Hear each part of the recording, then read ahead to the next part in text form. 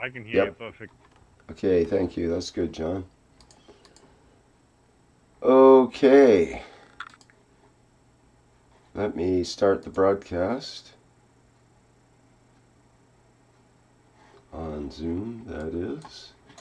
And it appears we are functioning, up and running. Oops, something happened to the recording. Have to restart the recording here. Okay, resume recording. There we go. I think we're ready to begin. Welcome everyone to the Keshe Plasma Reactor Group for Tuesday, February 27th, 2018. Okay, once again we're gathered with their usual folks in live stream and in Zoom. And it's Keshe Plasma Reactor Group time. Who knows what will come up as topics as we go along. It's always a challenge to know what happens beforehand here, because we kind of wing it by spur of the moment. Piece together life one step at a time. And I was very busy today, so I haven't had time to prepare much. So that's when I say, gee, Lee Coates, do you have anything that you have to offer for today? To try to get our juices going here. Picking on me again, eh? Yeah, I always like to pick on you and try to take the pressure off myself to start with. But how is it? You got anything interesting happening in your life? Oh yeah, but you got to enable my video so I can. Oh, not enabled? Really? Oh, I know. It's in probably the master list here. Allow panelists to start video. There we go. That should enable it. Is that true?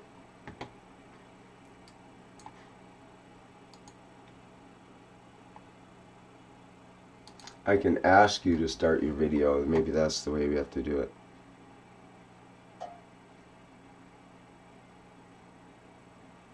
Yay or nay?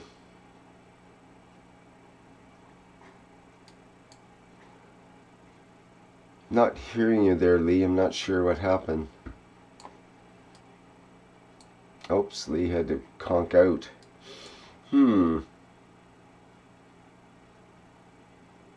Well, he'll be back in a minute here, I'm sure.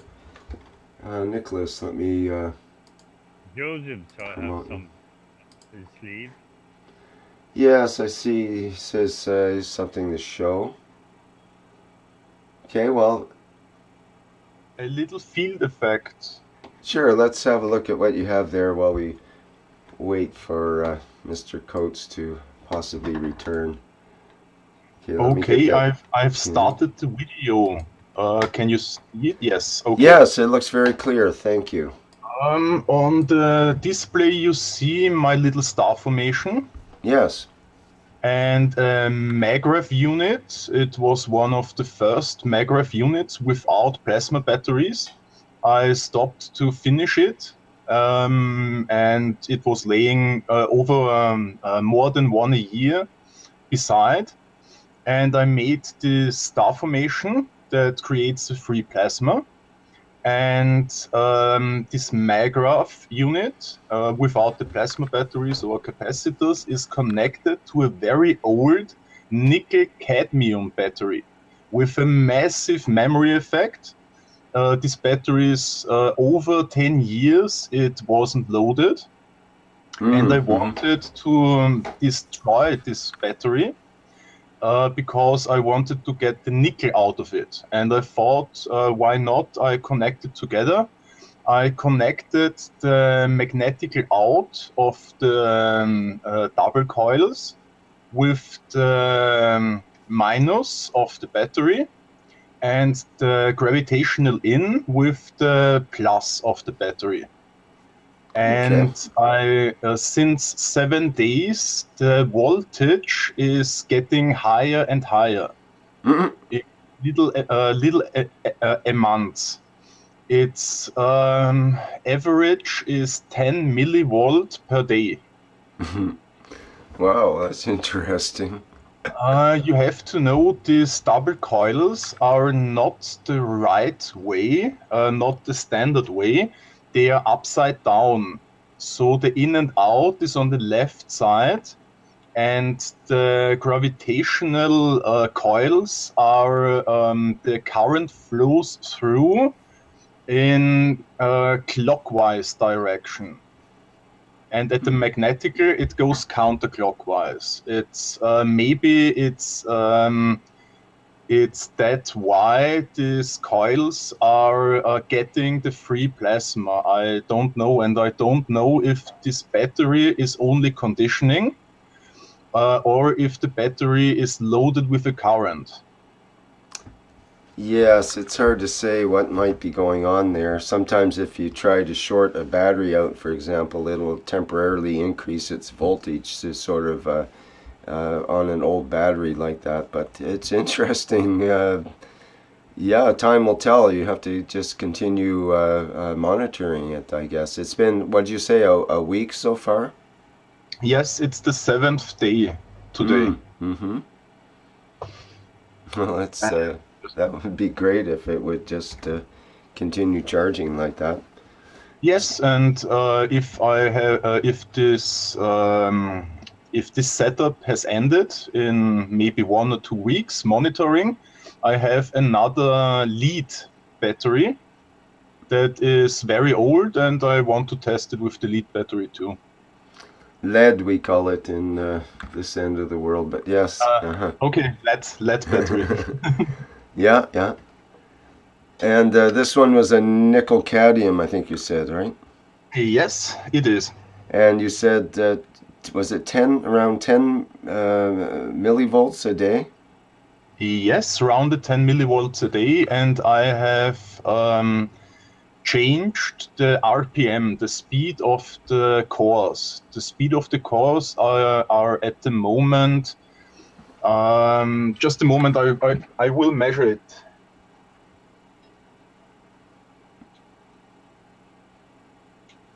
Round about 3,500 RPM. Mm-hmm. And what This, are yes. in your cores? The three down are plasma water of CH3, CO2 cetano, and CuO. And the upper core is plasma water mix that is alkaline. There are many things in there. But only with the three cores, it worked as well. I've added the upper core on the second day.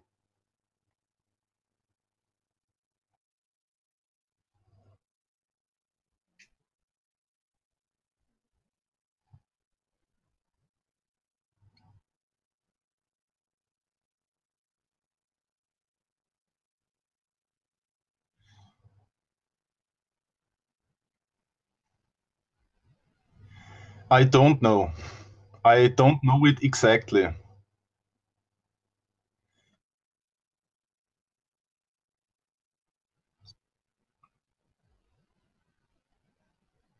Yes, I had some experiments only with this MAGRAPH unit without capacitors or plasma batteries with with a lead battery.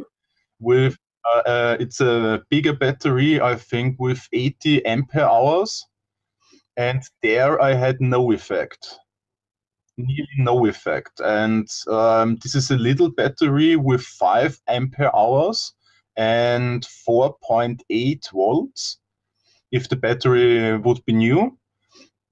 And yes, but I have to test further. It's the first setup I made, and to get clear what is happening, I have to change some and go further.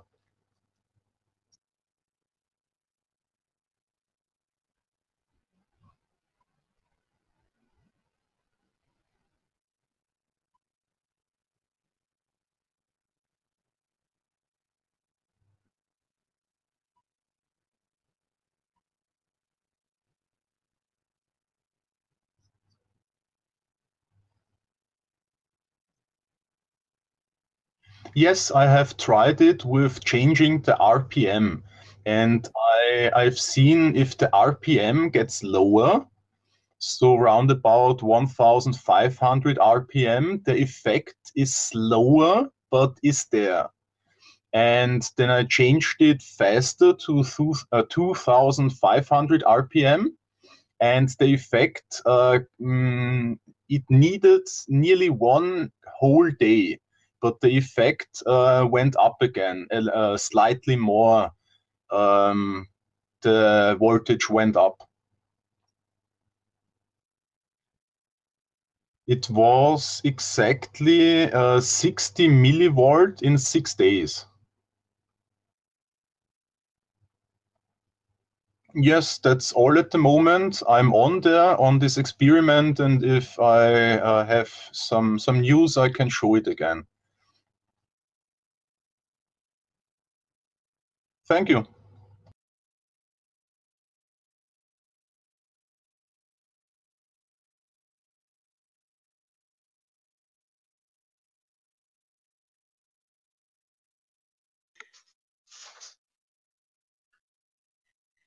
Okay, I got a new wooden frame to mount my magravs on. The old one I had made out of PCV pipes, and it was wobbly, and I had tie wire crossed and diagonals to keep it stable, and of course it was sagging and the pipes were bending and so on, and it was kind of big. So I got a new plywood one here that is easy to assemble. It's just a couple of cross pieces that go in on the top and bottom, and the two side frames here, they're glued together. So you got two side frames, and then you got the cross members that just slide into place. So what kept those standing up on the bottom there when you take the cross pieces out at the top? You have some trick at the bottom. There's another cross piece on the bottom. Same kind of deal then, eh? Same exact piece, like you make it easy to put together. That's right. And okay, well that's real simple. I left the one off I could put another one on the front there, but I left it off because it just so if you can walk in and out of it if you're. And it's probably pretty stable the way it is, I guess. It's all sort of blocked up there on top. Yeah, it's pretty good. Yeah. Well, that makes it very easy to transport in a car and that kind of thing. Yep. That's the idea. You can take it apart and take it with you. And then if I want to mount something halfway up or something, I got you can put any size platform you want on that. What the heck is it? Wait a minute. What do you got there? Does that stay on? It doesn't come off the pole unless you take. Oh, no, it does come off. It's sort of boxed in with the. If I unscrew the top platform here, the thing will come off. But I see. A three-sided box here, and and once I set the height, I'll just put a screw into the post. So that's these wooden posts. Nice because I can put this up and down wherever I want. So say if I'm going to make one of those health units that Dr. Rodrigo had with the dynamic ball spinning part way up, I can just set the platform, and I can of course make the top of this platform however I want, whatever size I want. Hold whatever I want. Or if I want to just say put 3 mag gravs like for that chestahedron, I could put a plywood sort of circle in here and have my plywood sit on the plywood circle over here and there, 120 degrees apart. So these, and then of course you can put as many of these things as you want in here. You could have 2 or 3 layers if you wanted. So I'm gonna get rid of that PVC pipe frame one and mount everything on the wooden frame now. Very interesting. What's that in the background there? Was that a previous, you have some cutouts, scalloped cutouts there, rounded and so on. Is that part of this apparatus or a previous one?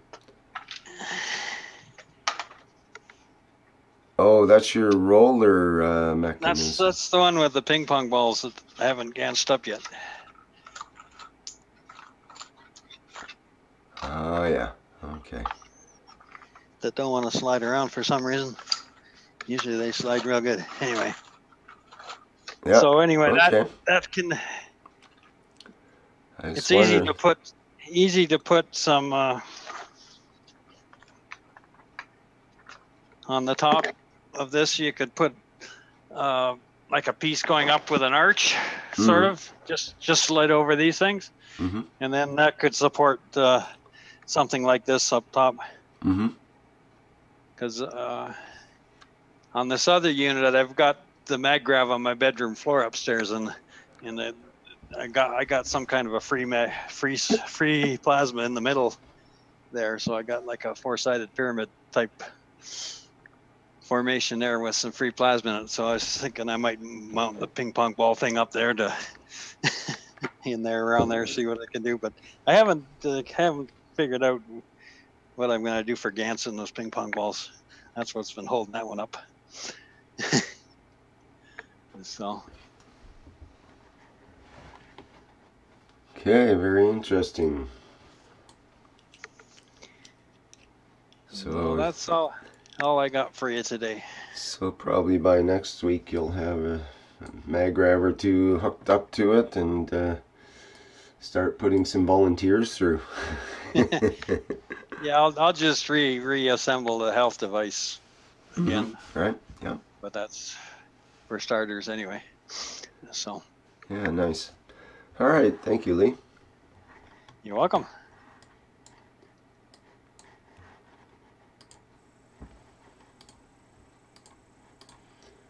Okay.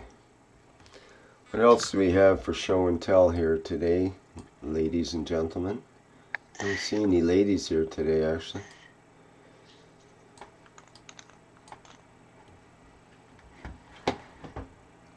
Let's check my live stream. My voice was missing. Okay, it's okay now. Okay, what do we got? Anything else to show and tell? Any topics that someone would like to discuss?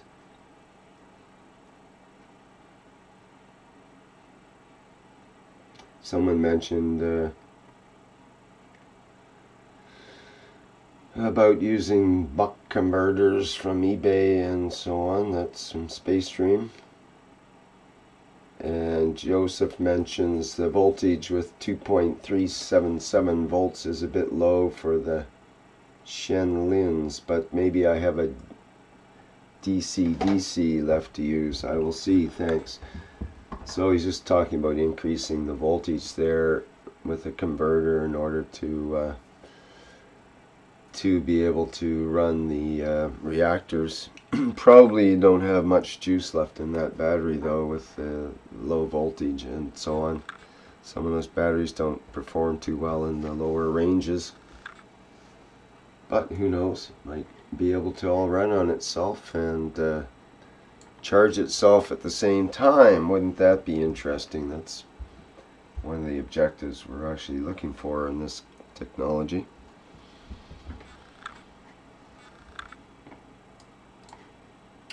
Okay, what else do we have? Mr. Chen, did you have something you wanted to bring up or present today? Yes, I have something to show. Okay. I have some question before. Okay, great. Yeah, can I share screen? Yeah. You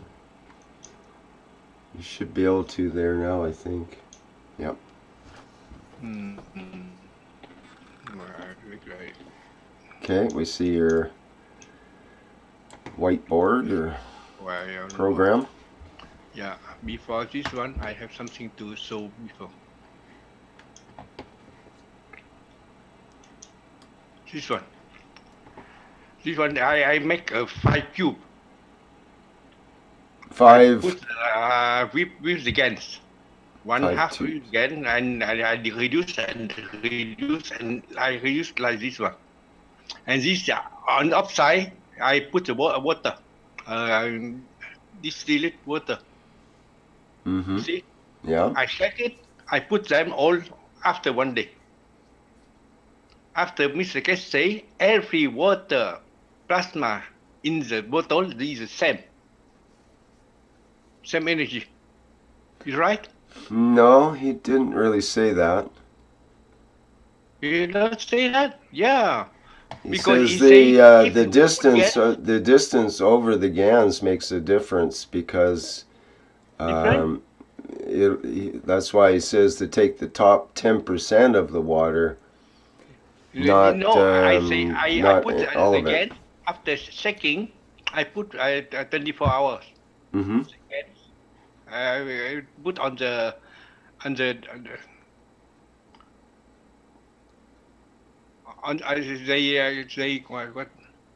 they come down here at the red one. So put the water of plasma on the top. Mm-hmm. He have the same energy. I say they have the same energy. I see what you're saying. Okay, but how far does that go if you have another one on the right side here and it only has a few grains of CO2, is that going to have the same strength? I don't think so. But, I don't think so. But maybe it does. This is the big question in a way. Like Mr. Sendor say, if you check before and you put 24 hours, the water after check have the same power. If you don't only pour the water on the tube, maybe upside they have the power. But I check it. I have done it. It has the same power. That's what you feel. It has the same power.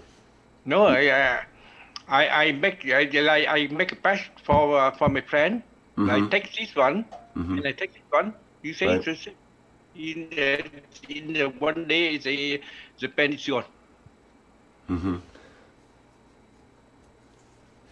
Because you see the reaction of because I put them on the under the sun. Every time when I put the new water on the bottle, I put on the sun because the sun get more energy, and they put the energy to the water. Is right? Maybe. I don't know. I don't think Mr. Keshe. I don't think Mr. Keshe would do it that way, but it might be no, true. I say, if you have more Gans or less Gans, but the liquid plasma is the same thing. Because this is transmit the power on the water. Not we don't need the Gans in the water. Try it, and you can you answer. I think we need to have a certain minimum amount of Gans in order to structure the water. So it might be that we don't need a half. We don't need a third. We not need a 1/8, 1/8, 1/10. Enough, or 1/20. Yeah, I wouldn't tend to use the last one. I wouldn't think that that's enough. I would think that the one before, that one I would trust. The other one I wouldn't. And the other two. I with this one because I have done with this one. It's okay because I. Yeah, but you might be able to use plain water and have the paint patch work too, though. Because I check it before. I check it, and I put on the light under the sun. Yeah, well, I don't know about the under the sun thing. Let's leave that out of the equation for now and just think about it in terms of, what would be the minimum amount of Gans that one would need in a certain volume of water. Like the medical people have talked about it as far as filling a bathtub, for example. How much of the Gans water do you put in a bathtub in order to make it effective? You can't just put a thimbleful in and expect the thimbleful of plasma water and expect it to work in a swimming pool, for example, with 30,000 gallons of water in it. It probably will not be effective. But on the other hand, it has been mentioned that even a few drops of Gans in the ocean is going to make a difference. But it's not going to convert, all the ocean water to suddenly make Gans water. That's not going to happen. Yes. You see, Rick, what I want to say to you, if I put a half of Gans, I can make about 5 or 6 to 10 bottles with this one. If I make with this one, I have only about 2 units of water. If I put this Gans for 8 bottles like this one, I have more plasma liquid. Not really, because you're only supposed to take the top 10% off anyway. It doesn't matter whether you take 10% off of one, like this. Say you take this amount here, or you take this amount here. It's the same. It's the same. Yes. Because you still don't want to use this, and you don't want to use this or this. So you have a lot more that you don't use in yours actually. Yeah. In this one with less Gans in it. Yeah. If I like this one, I have something to. For the first one, I can take about 1 unit. Okay. Mm-hmm. It's a quarter of the liquid plasma, free liquid plasma. In this one, I can take more. I take a quarter. Well. And in this one, I take a quarter. You see? And in this one, I take a quarter. But Mr. Keshe say we can take a half of this one. Well, it depends. I've heard he said 10% before as well. Yeah, before he's 10%, but after I hear someone or Sandor say we can take a half after 24 hours. Well, that's not what I've heard before. I don't remember I don't remember that ever being said. Can you have a reference to that? Has Shandor said that? For sure? Yeah, he say after 24 hours he can take before he take a surf, after few the last one he say he take 50% of the liquid plasma. But if he take a surf, we have something like this one, a surf. He is a surf. And this a surf, you see, and more, because if we do like this one, we can multiply the quantity of plasma liquid to use. And with this one, I can take the surf. I have like this one.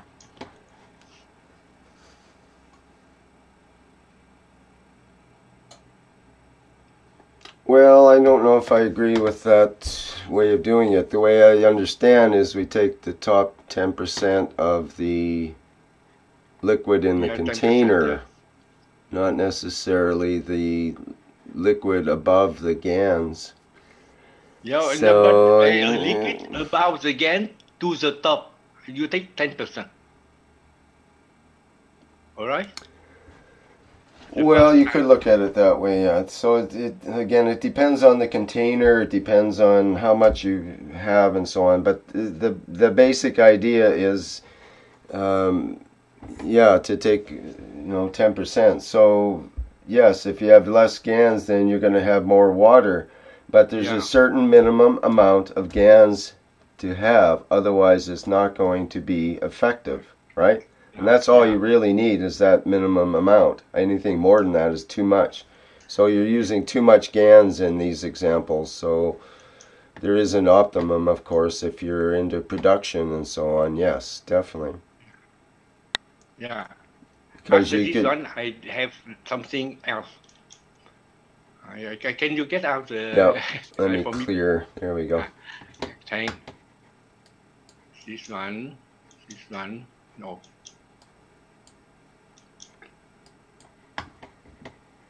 You see, on the bottle, I put the Gans with the water.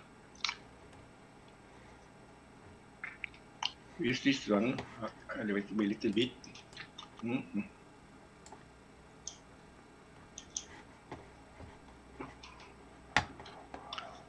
After 1 hour, the gas drop down, and after 2 hours, the drop down, and after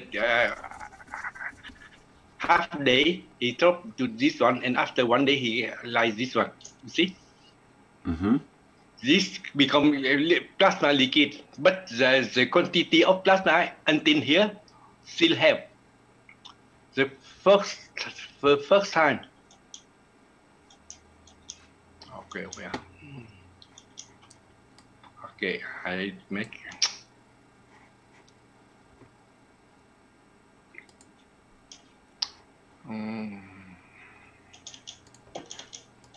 Yes. The first one, I just mix it. The plasma is all the bottle. We cannot take liquid plasma because they have Gans, like 100%. After 1 hour,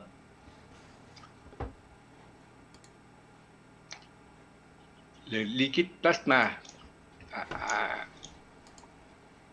drop down, and we begin to have like this one.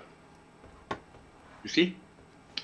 This here the Gans diminuted, but until here we have too much Gans in the water. Mm-hmm. Yeah. And after 1 hour,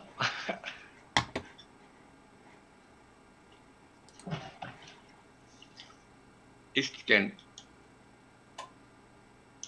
the Gans no, not this way.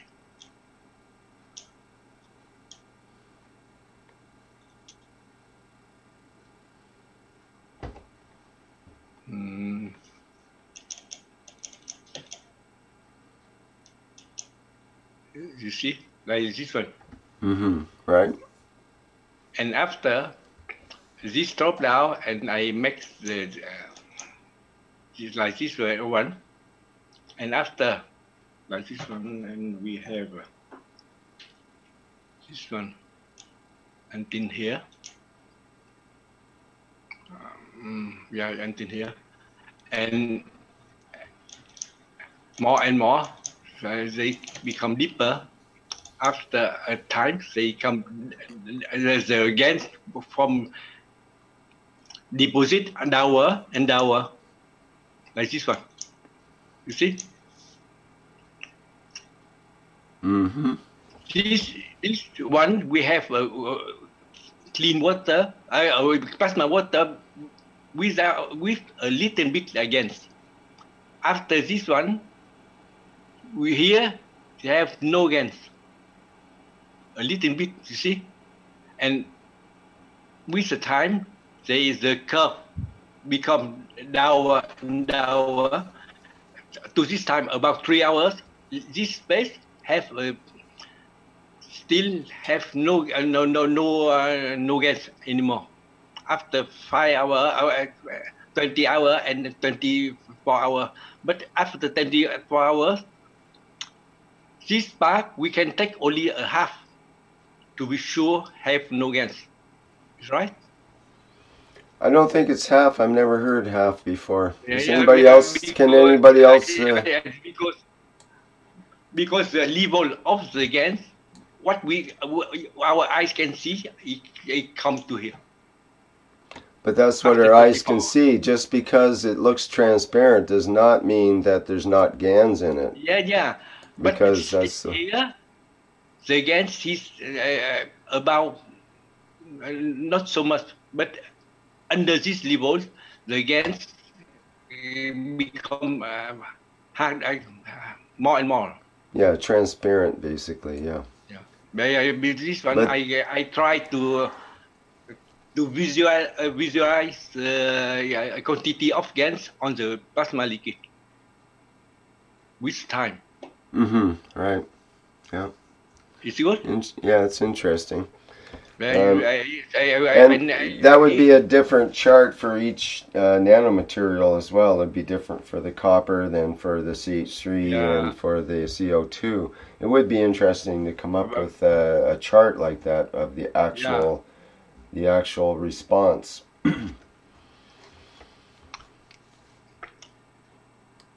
Makes a difference how clear the water is too. If it's salt water, it takes longer to settle out than the fresh water.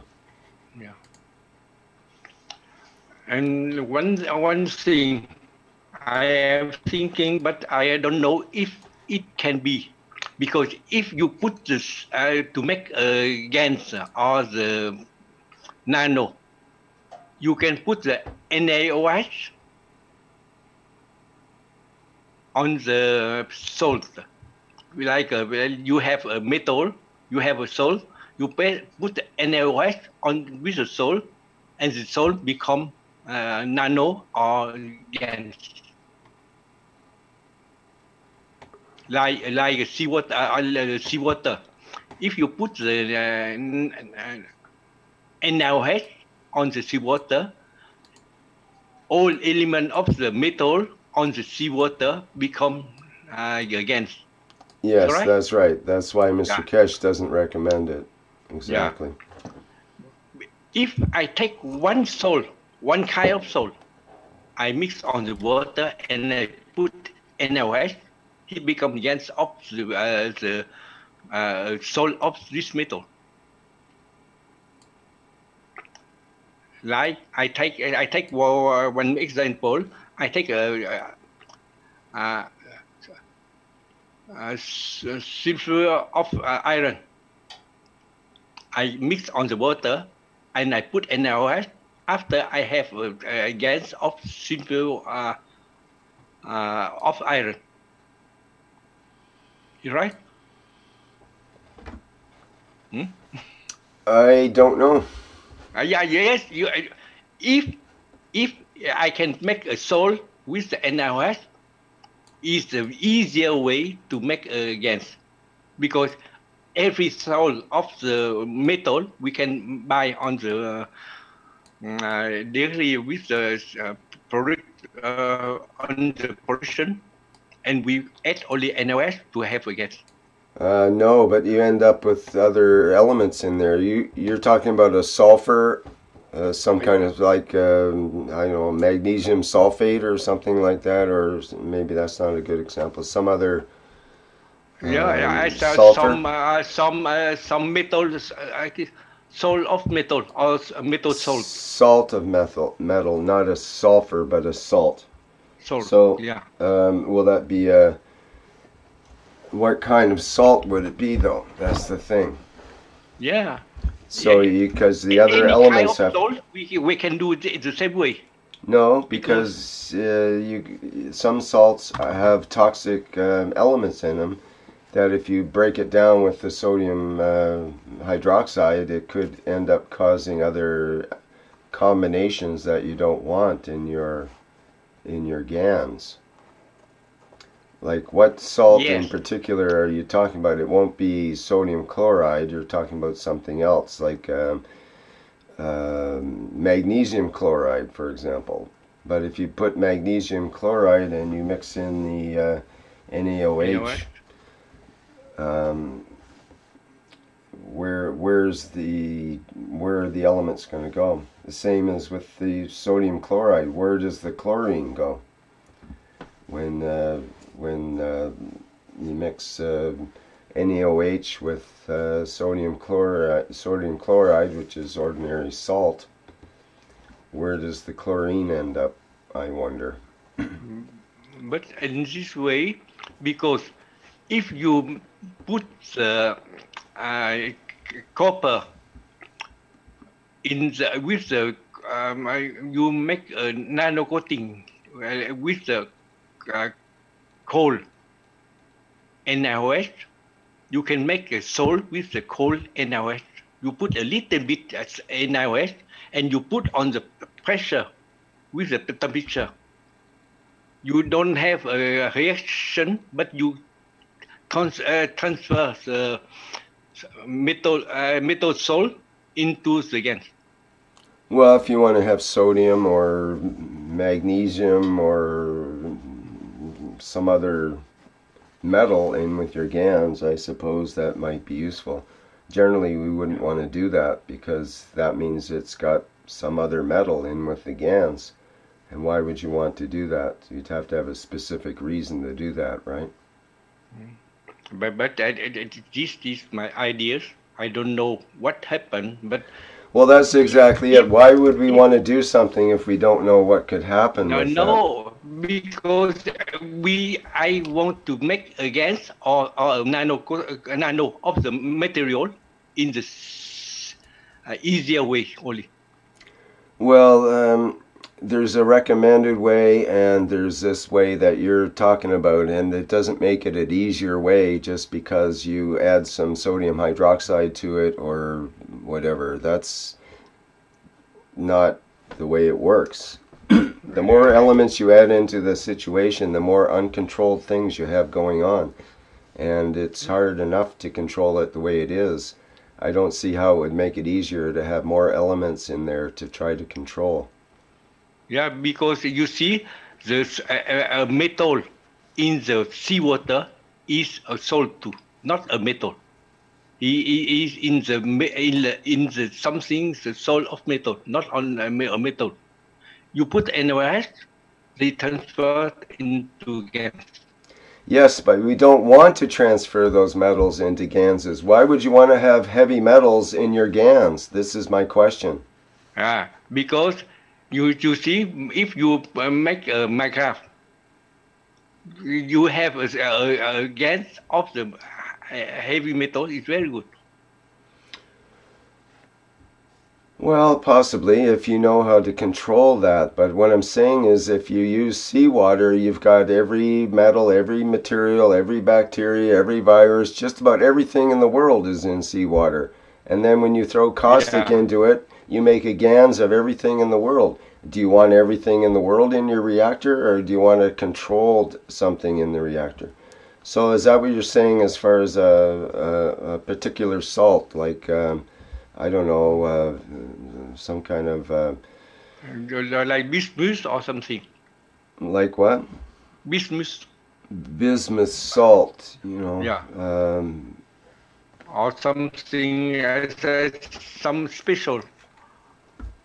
Right, well that might be possible. It's only my ideas only. I don't know, but because if we can do like this one, we can make a Minecraft easily, because we take a heavy metal, we make for the GAN for heavy metal, and we put on the Minecraft. It's very good.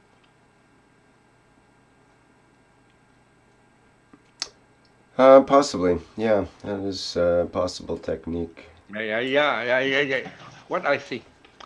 And on the Minecraft, I have thinking about one more thing.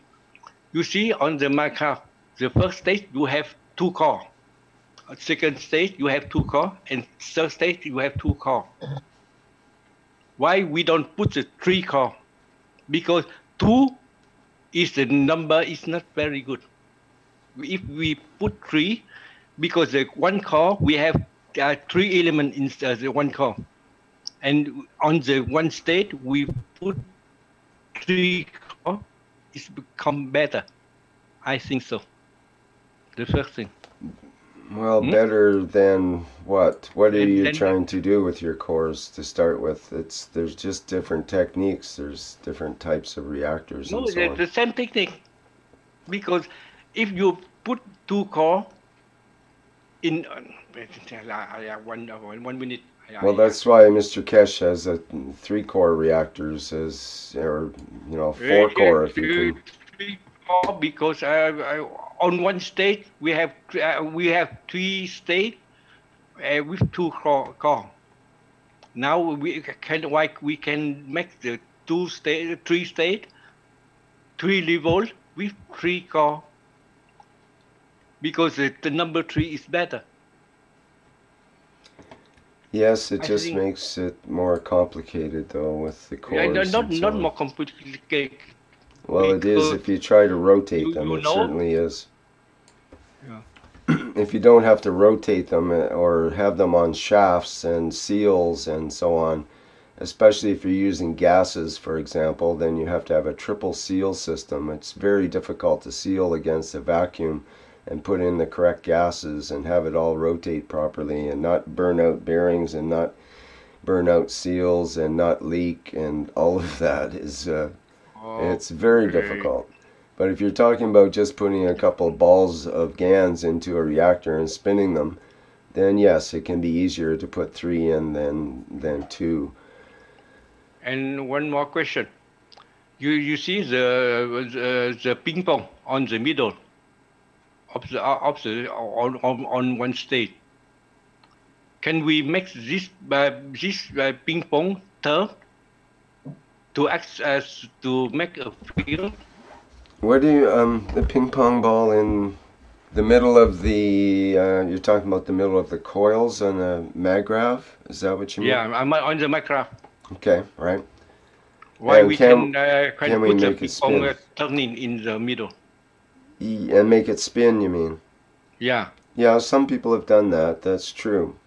But the idea is that we're supposed to be able to get that to spin without requiring, it should be able to spin without needing mechanical spinning, shafts and that kind of thing.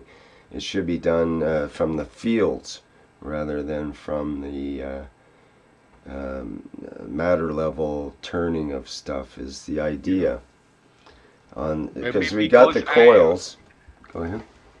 If we make the ball a round ball, why we don't put the bottle, a cylinder bottle, and we put each on the top to other. We put 3 cylinder bottle each on the other. I'm not sure what you're saying there. I think we need a diagram to get through that one. Do you want to do a quick diagram? What you mean? Yeah, 1 minute.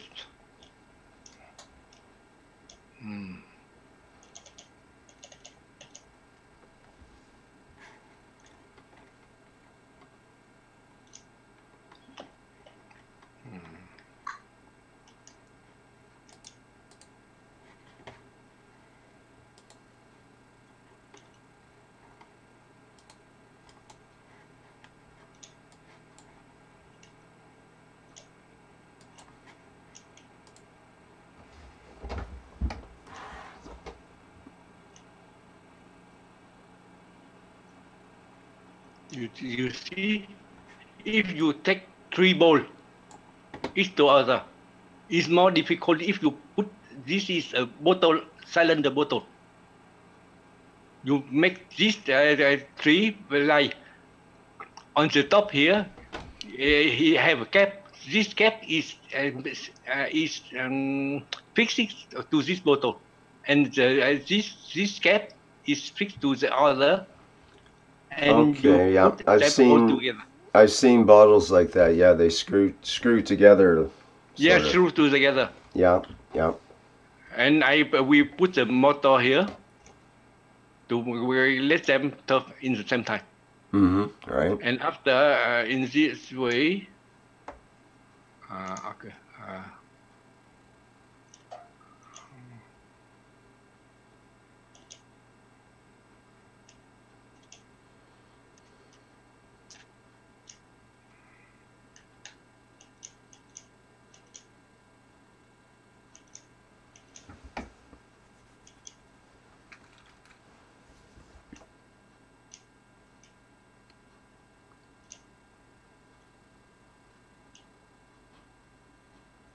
See? And before I have said,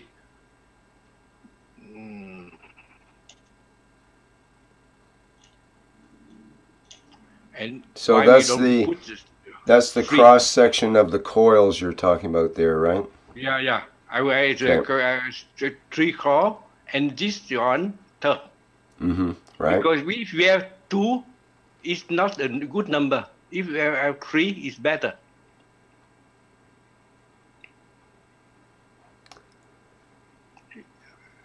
It's alright. Well, I don't know. If I have 2, I try. If you put 3, I think you don't need these 2. You take only one stage only. It's enough. Because if you like this one you can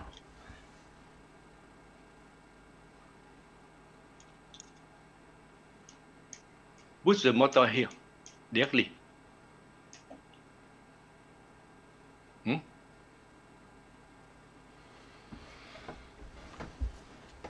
I don't know. But do one and you have a answer. Right. Well, if somebody has time to do that, they can do that. Yep. Yeah. If the Minecraft you can put only on one unit like this one, it's very useful. It's easier to pick up anywhere.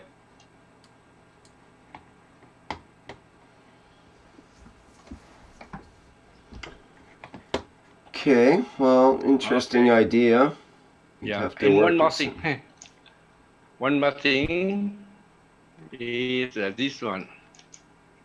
You see, this is the number of the spiral on one core.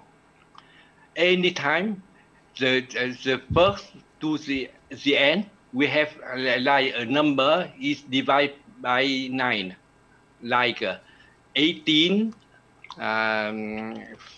45, 144, like this one.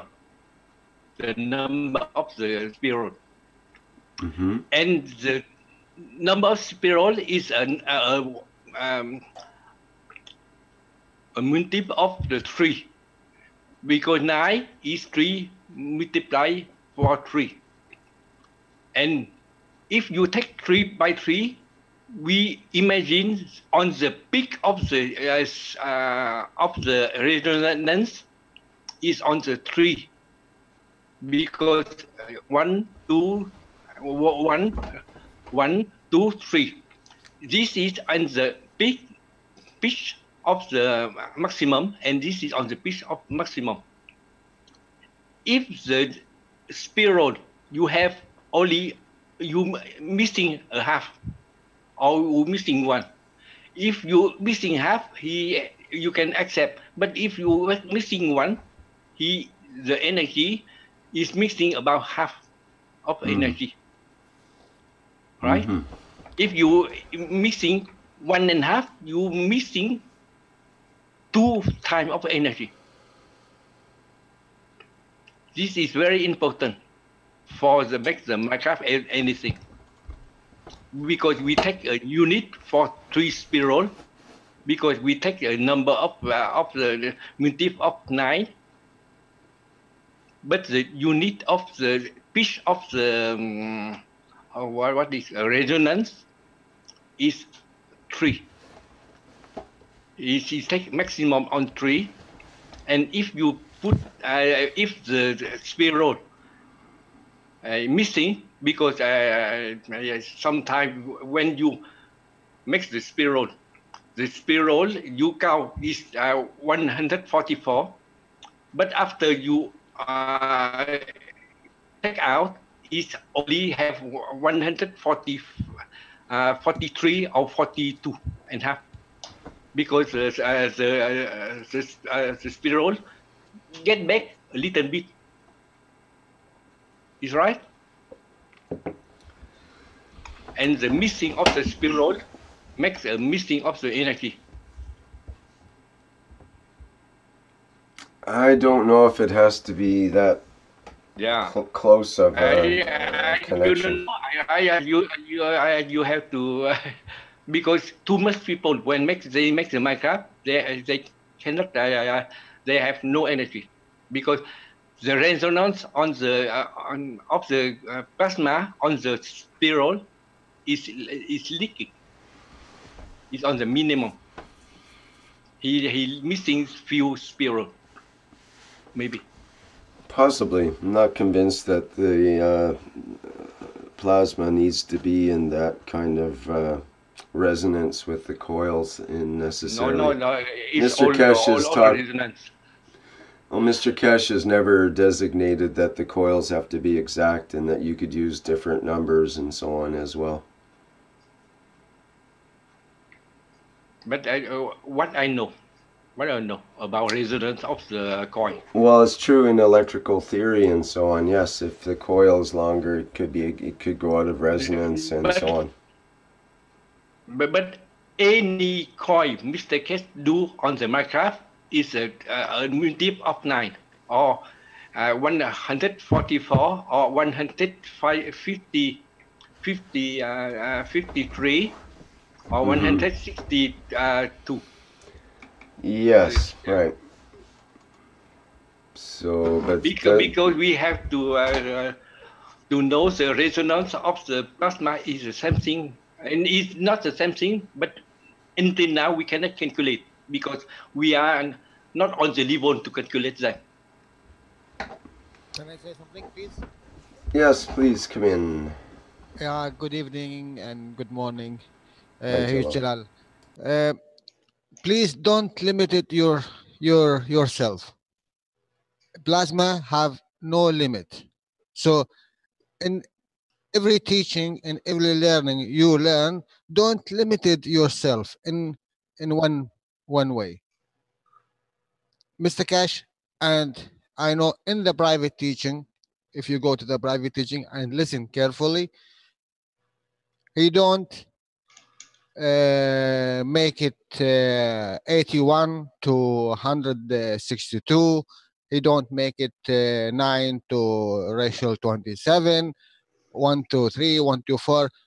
Don't limit it always. Don't limit it yourself in a way, in a box, because plasma is everywhere, and how you condition it behave. The proportions don't matter, that the lengths of the wire don't matter and all that. Yes, because he said also you can do that from the root of plants. So how you can fix the root of plants in the way you actually done it with the copper wire. It is only the understanding, the knowledge, your attention. Do your attention do have a what you call it 100% strength? You have 1.5554432 Tesla? No. It's always different energies. It's always different emotions, and always different conditions. But in totality, you need to understand the totality. In totality, it appears for you, it is resident in one frequency on, or one vibration on, or one in power field in totality. But as an individual, I don't think you need to restrict yourself. Thank you. One thing on the throw, Mr. Keshe to get out, he have a number. He doesn't say that whatever you want. The number of the spiral on the coin, he have make a number on each throw. Because we are scientists, we have to respect the number. Yes, but the number might be an arbitrary number is the thing. Is whether it's correct or not is hard to say. The people that put together things for Mr. Keshe often have their own ideas on the way things should be, and that they push through those ideas. It may not be the actual thing. As Mr. Keshe says, the plasma doesn't have a vibration or resonance as such. There is no resonance, he says. So. And one thing else, Rick, in the nano coating, Mr. Chen, how many layers you have? Can you tell me, please? I don't know, but you know, the Gans I get, I give to other. They are very satisfied. Yeah, I know. But because you are speaking about numbers, I know your knowledge. I am very respectful for your knowledge. I'm not speaking about that. But if you are speaking about numbers, you must stick to the numbers. Okay. In your nano coating layers, yeah, how many thousands and numbers of layers you have? you know, I don't need how layer I have. Okay, But if he, what I need is the power of the field of plasma. Okay. Stable.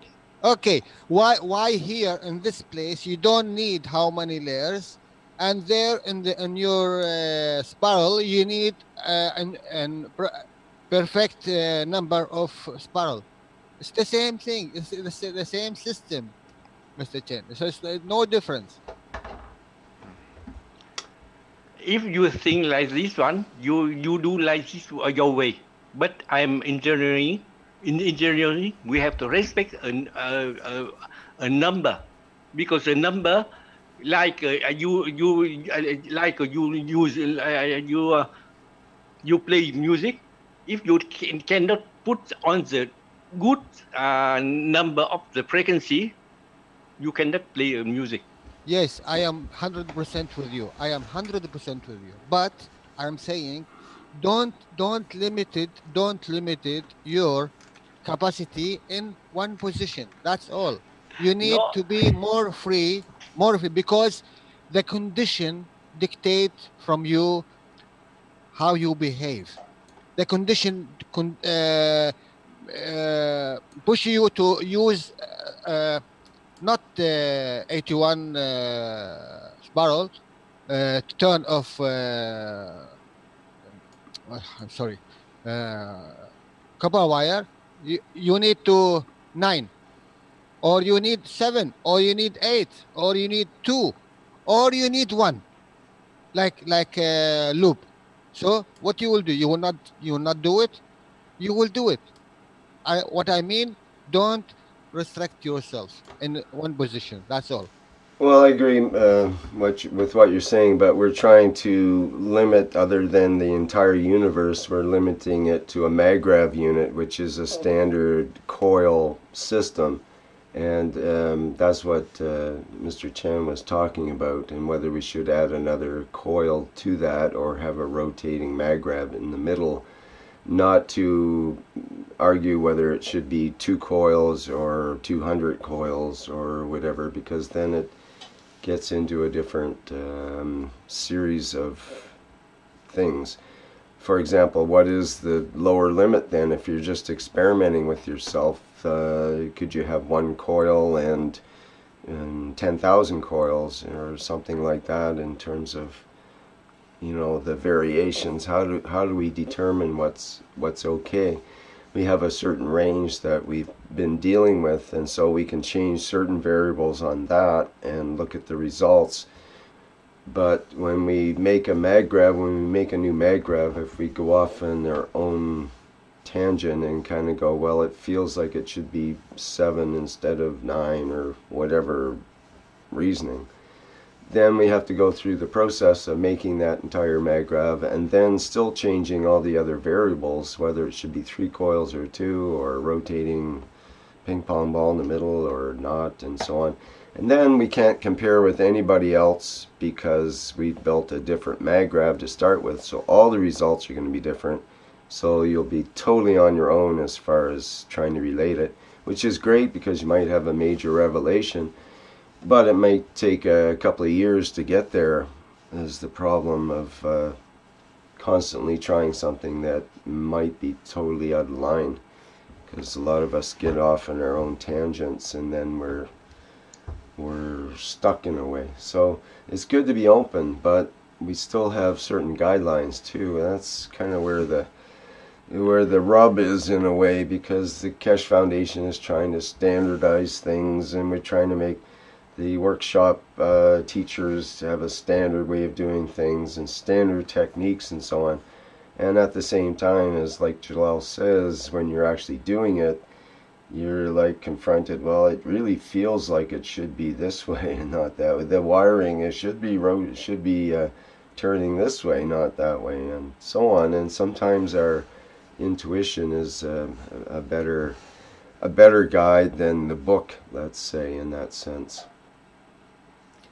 I guess the secret is to know when to go with the intuition and when to go with the standardized sort of book model, or what everybody else is going with. You know, Rick, I always see the Maghraf as a human being. Yeah, you showed a great picture of that in the last workshop, in fact. This is the teaching of Mr. Keshe in private teaching. I didn't bring something from me, but I always see the Maghraf as a human being, and you will not have in this 7 billion human being two identical. There is a tall, there is a short, there is a fat. Well, yes, but they do generally have 2 legs and not 14, and that kind of thing. Yeah. That's what I mean by having a standardized number of coils on the Maghraf. Yes. Like, yes, they can have 1,000 coils, but we generally don't. This is in totality. That's what I explained to Mr. Chen. Yep, it's always one thing, Jala.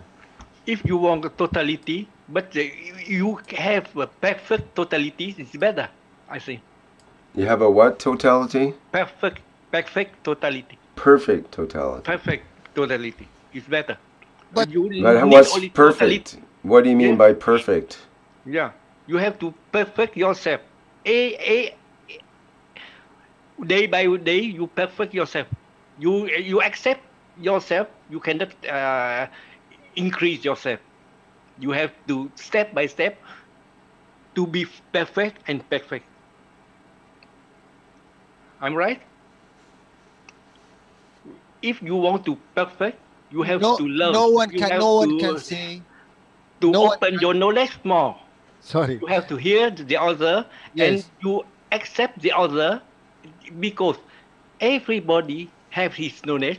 We are sharing our knowledge, and we are making each other to raise your soul day by day. Not I know only this one is enough. Nothing is enough. You have to look more to be perfect, to be higher and higher. I hope one day you know what I say, because the man is I say enough. Everything is totality, but totality is perfect. You have to your totality become perfect and more perfect. I cannot say you are wrong, and I will not say you are wrong. I don't say you are wrong too, but I hope you one day you have to improve yourself and don't accept everything you have learned. You have to improve and hear the other and to elevate yourself. No, you know, if you want to elevate yourself, you haven't have a reaction. I never have a reaction. I accept everybody. You see, the first day I hear the teaching of Mr. Keshe, I know this is very important, because this is he can complete my knowledge. Really. He complete my knowledge, because before Mr. Keshe, I have learned too much things, but I cannot explain everything. But when I have learned from Mr. Keshe, I see what I want to say is I can complete the gap on my mind. On my mind, I have too much gap, too much hole. but I cannot explain. After I learn from Mr. Keshe, I see this is very important. I learn why I learn, because I want to complete my knowledge. Only why I always say to Mr. Keshe, I always thank him because he opened for the humanity something very, very important. We all feel that, Mr. Chan. You're certainly not the only one in that boat as far as that goes. And I know Jalel feels that as well, so there's no argument or no problem there.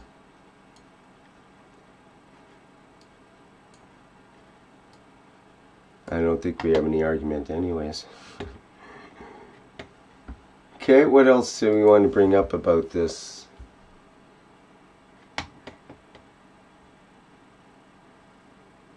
Space Dream says, maybe you mean better and better, Mr. Chin, because perfect in term means completed, nothing to make better.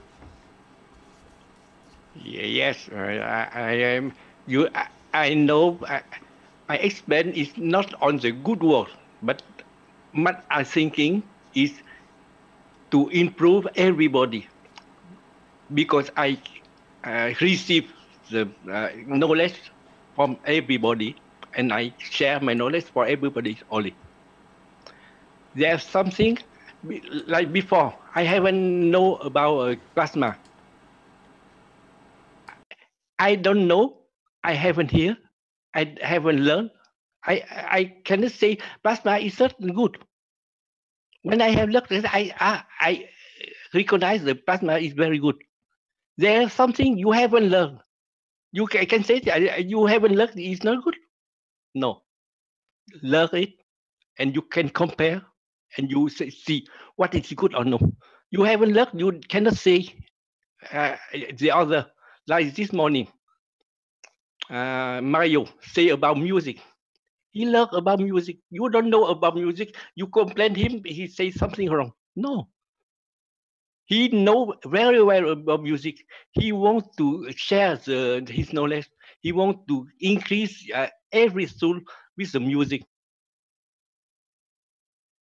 You see, you have to accept him, because if he can make a music to increase the soul of everybody, is that good or no? But this morning I have said, I know one guy, he play on the what? Discotheque. He say he if he raise a rhythm of the music, the beat of the heart, everybody become faster and faster, and they become crazy. If you know the music can raise the beat of the heart, you can also make the heart become slower and slower. You see, the music influence to everybody. It's influenced directly, because your ear is directly on your brain. If someone talk kindly, you can feel the kindness of the people. As someone is angry, you feel the angry of the people on his voice, because everybody can feel by hearing, by seeing, and on your skin you can receive the plasma of the other. You cannot, you don't see the animal, but you feel the animal is attacking you on the far. Why?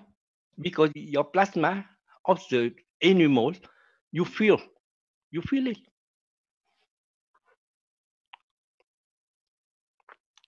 because you the first time Mr. Keshe say your soul is plasma. Oh, it's opened my mind. It opened my eyes.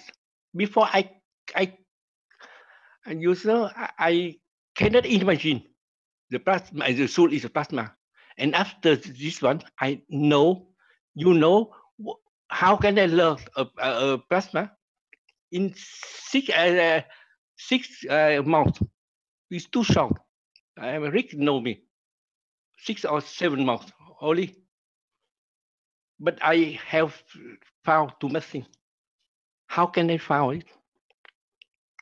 Because I connect with the spirit of the universe. Really, I am not the doctor. I found the 6th element. My teacher showed me only this element is the 6th element. I come and on 6 months I learn and I teach for Vietnamese people. How can I learn this one? I don't know about medicine. I don't know about agriculture. I learn on 6 months and teach. And after my students say, you are so clever. I show you something to learn. Go learn from Mr. Keshe. And they come. You know? Why I can learn so fast? I don't need to enter in the private. I only learn with Mr. Rick. Thank you, Mr. Rick.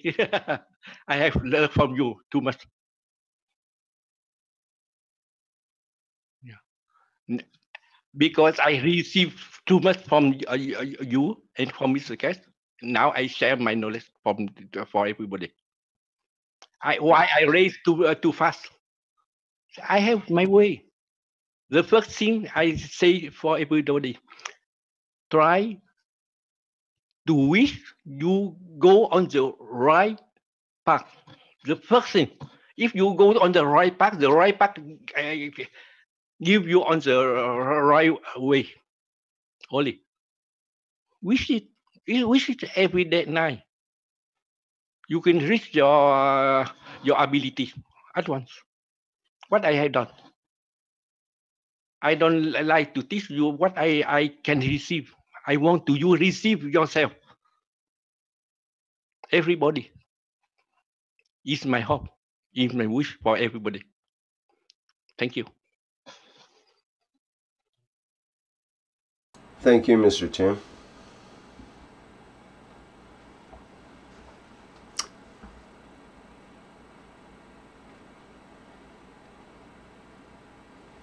Any more comments or questions about that? Steven says, and I learned from all of you too, you included, Mr. Chen. That's from the live stream.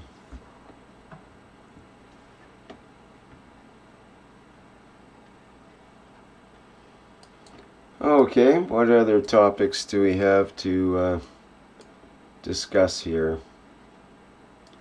Anybody have anything that they would like to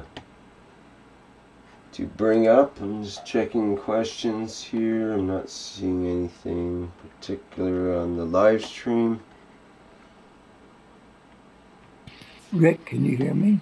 Yes, hello. Hi, Nicholas.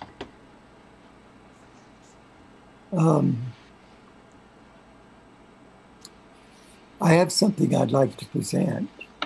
Okay. This is new to me, so at least this group. And several questions that I have.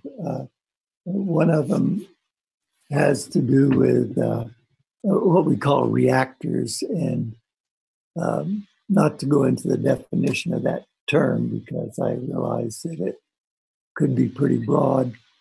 But I was working, I'm interested in working with reactors without a power unit added to it or something to spin it. And going along with a investigative premise that by putting Gans water and Gans in different configurations with each other, one can generate a field, plasma field. I'm not sure my terms are right here. And, this goes with, I guess, what I'm beginning to show. And I have just a passion I can't stay away from with the platonic solids and geometric solids in those configurations, and the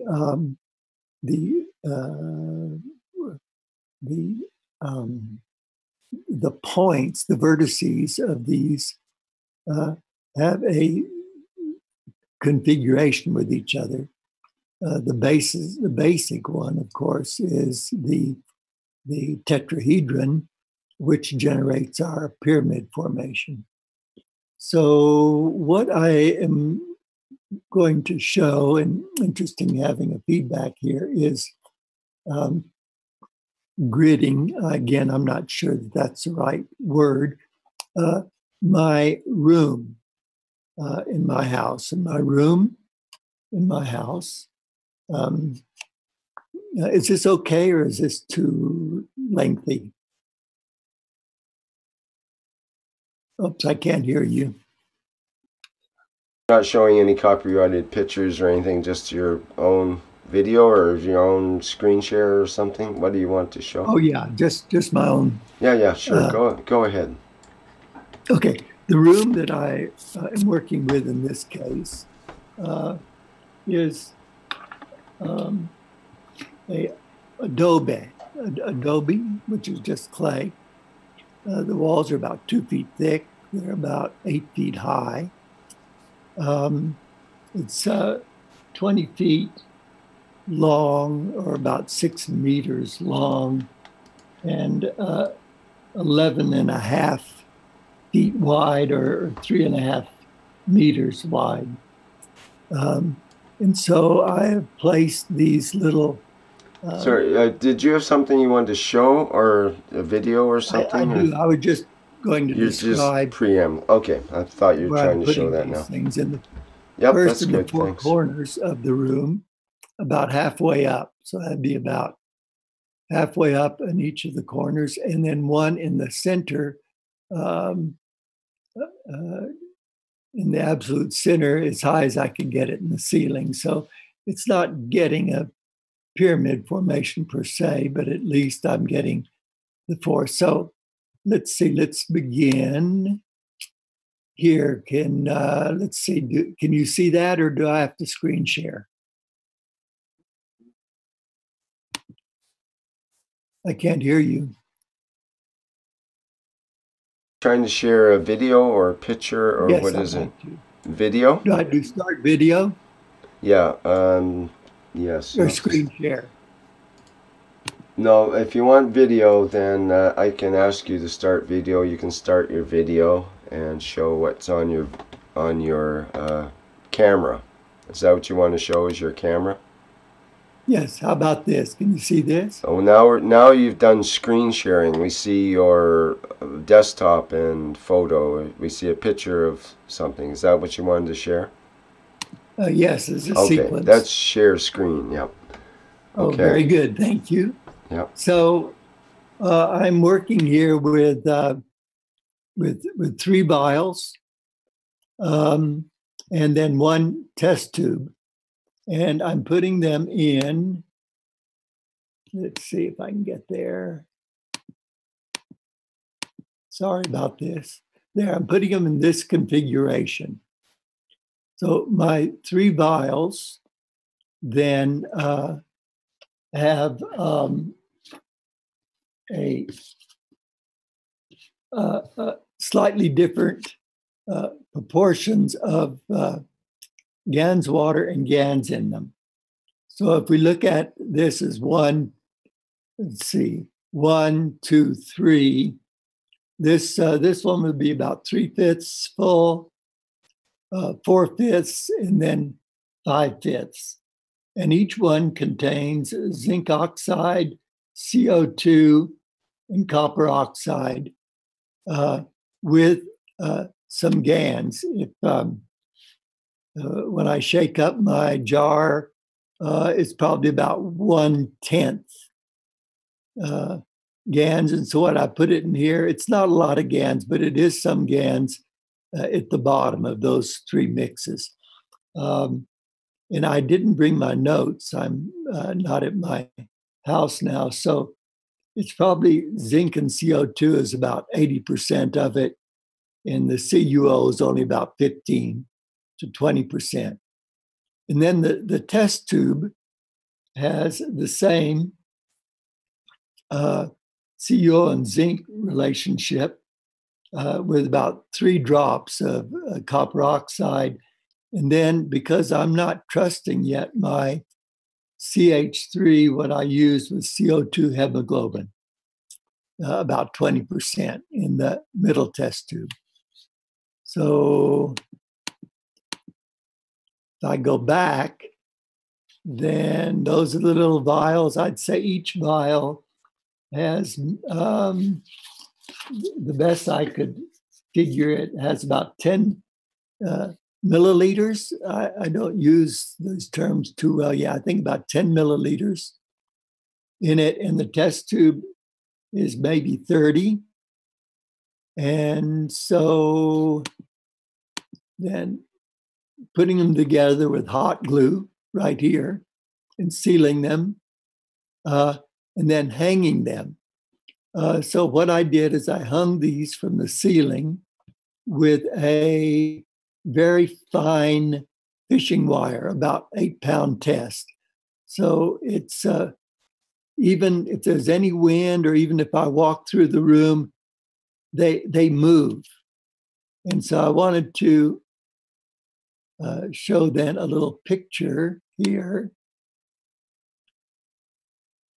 of them spinning. So what I can do by hand then is spin them. So this is a spinning.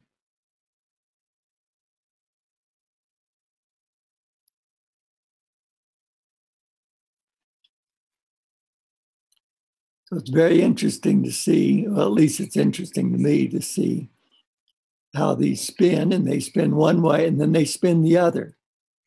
I kind of like that because it goes from one aspect of action and then it reverses. And because the wire is so fine, these things will spin for maybe almost 10 minutes.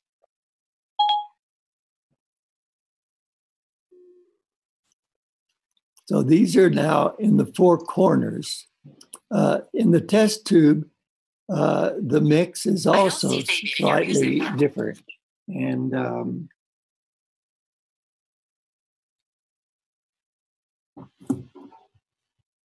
so it's interesting. Can you see the, let's see, Yeah, we can see it rotating there quite well. Okay. So those are in the 4 corners. And now I want to go to the center one at the ceiling. And the one at the ceiling, I didn't want to be so long. So it's a little bit different. And it looks like this.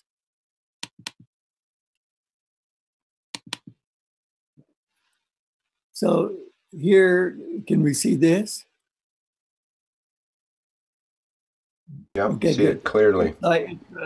So it's just a tetrahedron, 2.5 inches about long for each thing, and made of wood dowels. And then these plastic balls are then hot glued onto it. So they radiate from the center, then forming with each of the center of the balls would be again a pretty much a regular tetrahedron. And the 3 balls, these balls maybe hold maybe 50 milliliters. they're pretty small, but they hold a lot more than the vials. And again, then I have my mix, 3/5, 4/5, and what I'd call 5/5, with a similar mixture to the vials. And then the one at the top is a little bit more then that has CO2 hemoglobin with maybe just 3 to 5 drops of CO2, CuO. Just like to include a little bit of CuO just to neutralize anything. And of course, all of these have the amino acids of these Ganses. So this then has a little bit of action. This one is sitting flat, and then here it's suspended from its little line. And here shows what happens when I spin it. Very slowly.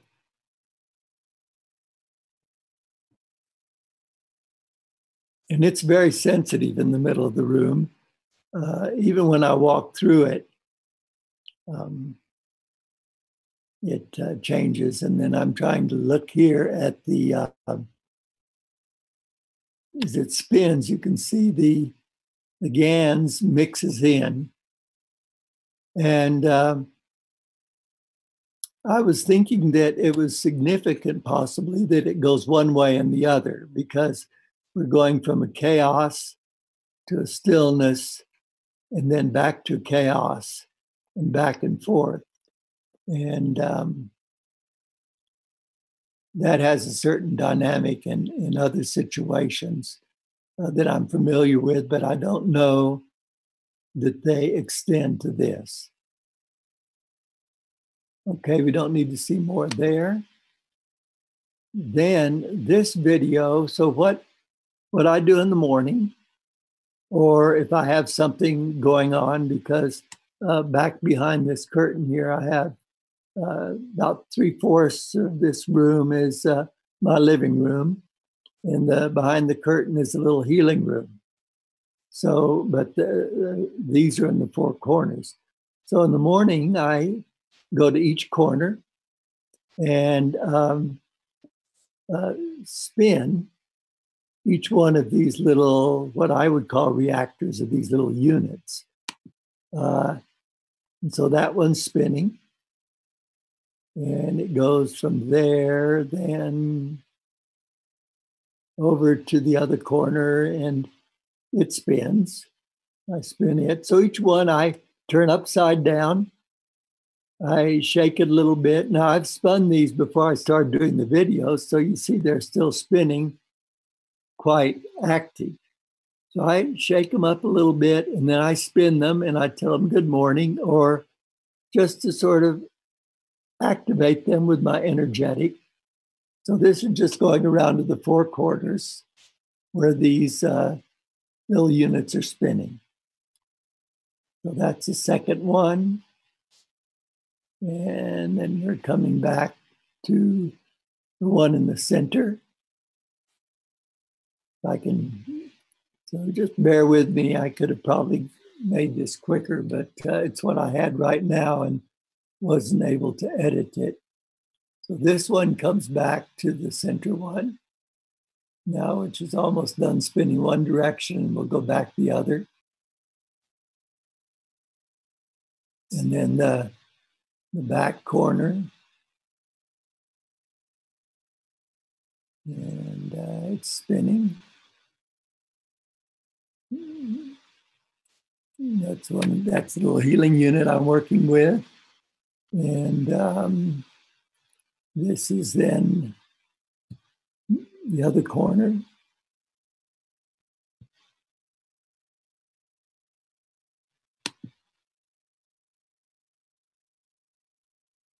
And this is around to the last one. And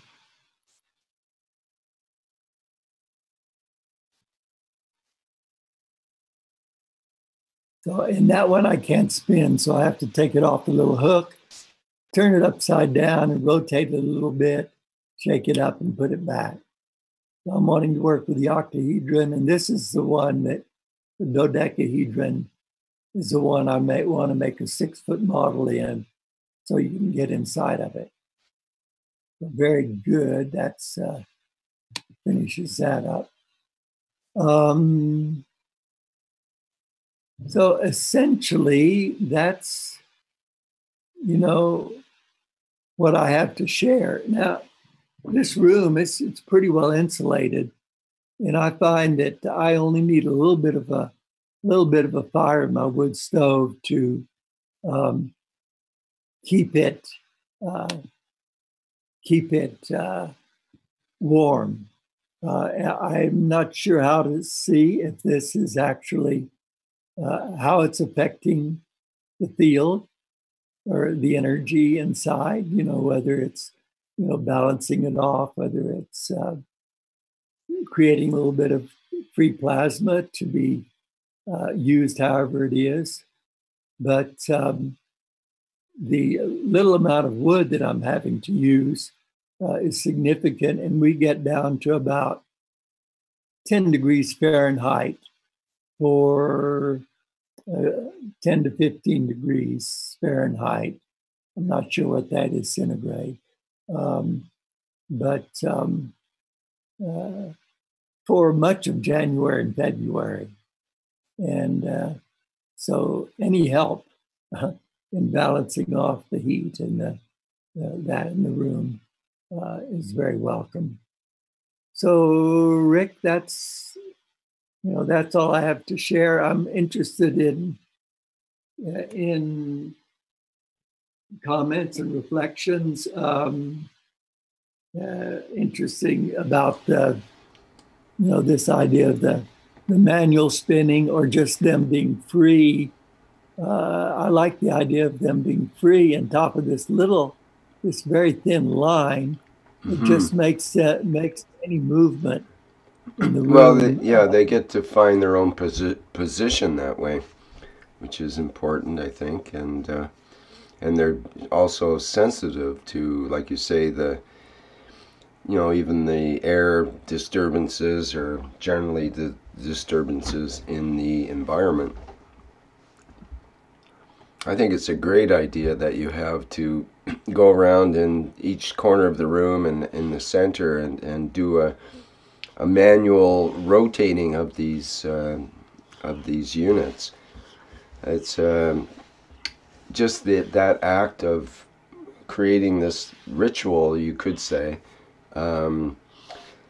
It helps set your intention. Probably you have to, it's a deliberate, conscious action you have to do. That's not something out of our usual habits, let's say, of turning on the TV or turning on a light switch or whatever it is you do in life that's a usual habit.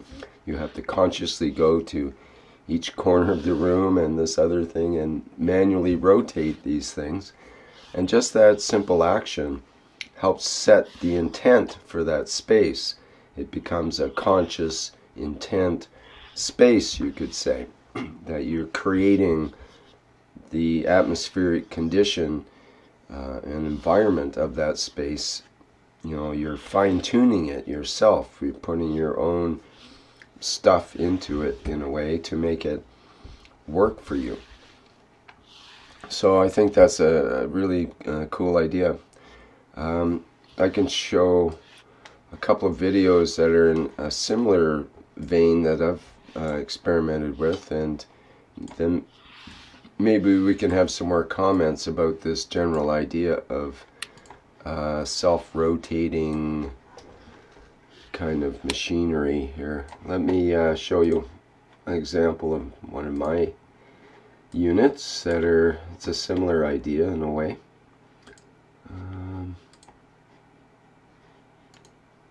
That's when it gets exciting. Haha.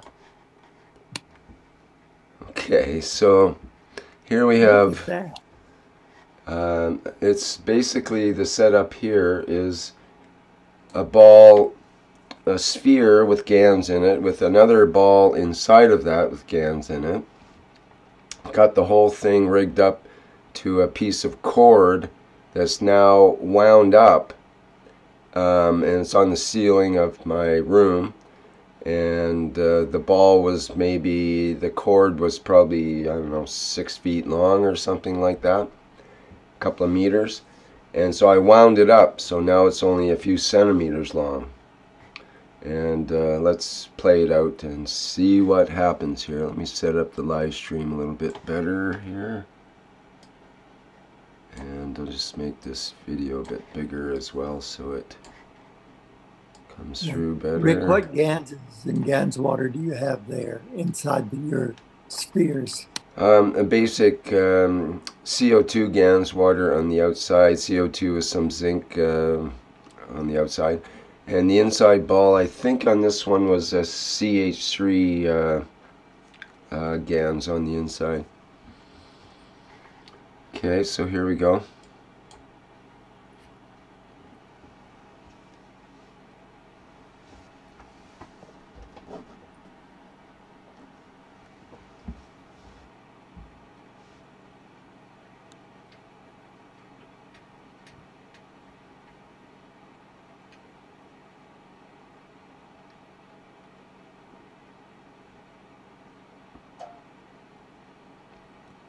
Wow. Now look what's happening. The ball has centered itself suddenly. The one inside. It's no longer at the top the way it was. Now it's gone back up to the top again. That happens, I guess, when it's reversing. Huh? So oh yeah, I forgot. This actually, there's 3 balls in this one. There's one ball that's just slightly smaller than the outside ball. You can see it's rotating there now. It's got a separate rotation inside. I forgot about that. So there's actually 3 balls here. Let me replay it and we'll just have another look at that. It's interesting the way you see the inside ball is at the top there right now. And it takes a while for its spin to get going because there's another ball around it. So there's like 3 balls happening here. 2 of them are transparent and 1 of the red one. And they all have Gans water in them? Yeah, and at a certain point, like the rotation of the outside ball, see at that point right there, there's a transition. I'll go back again and you can see we're all rotating the same direction, and then the outside ball, see the outside ball just changed direction, but the inside clear ball did not. So there you see the outside one here starting to rotate counterclockwise, but the inside one is still rotating clockwise, and that's given some kind of difference in the way the inside ball it starts to center itself rather than maybe it's just the, I don't know what it is exactly, because it stays centered even though the inside ball stopped, and then it finally comes up to the top.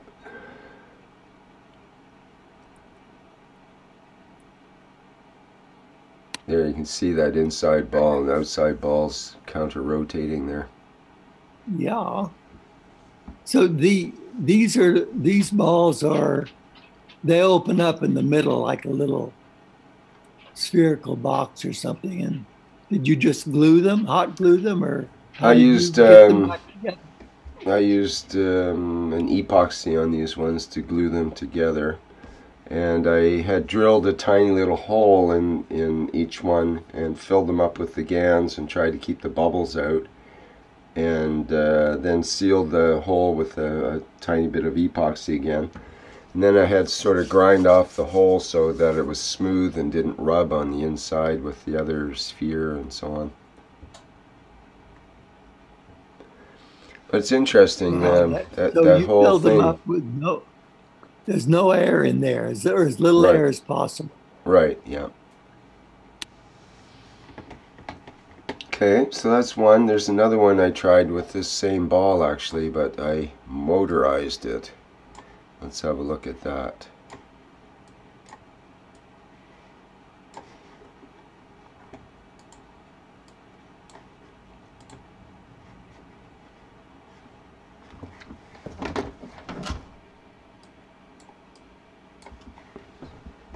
Okay.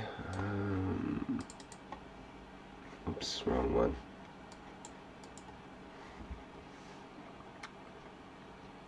Oh, that's correct. Okay. There we go. So in this situation, I've got the same ball attached to a string. This time the string is attached to a drill. And actually not a drill, it's a motor with a drill chuck on it. I'm not sure if I show that here, but let's just play it through. I forget how it even turns out, this one.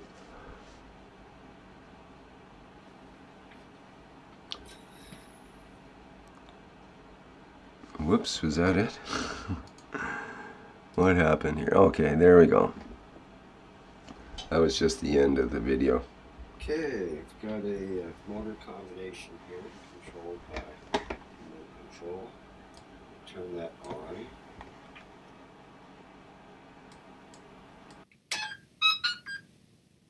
Turn this on.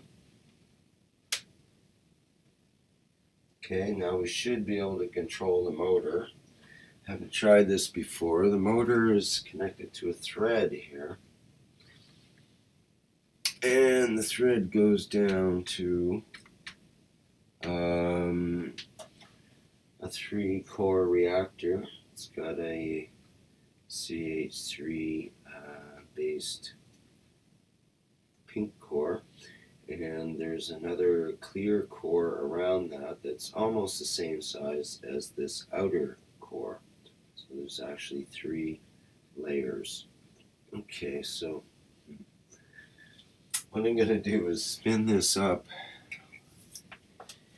and just see what happens here. Try to get that much of the picture in. And if we need to get more of a close-up, we'll do that later. Okay. So far, so good.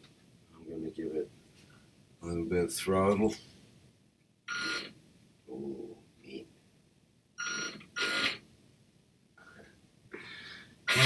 Whoa.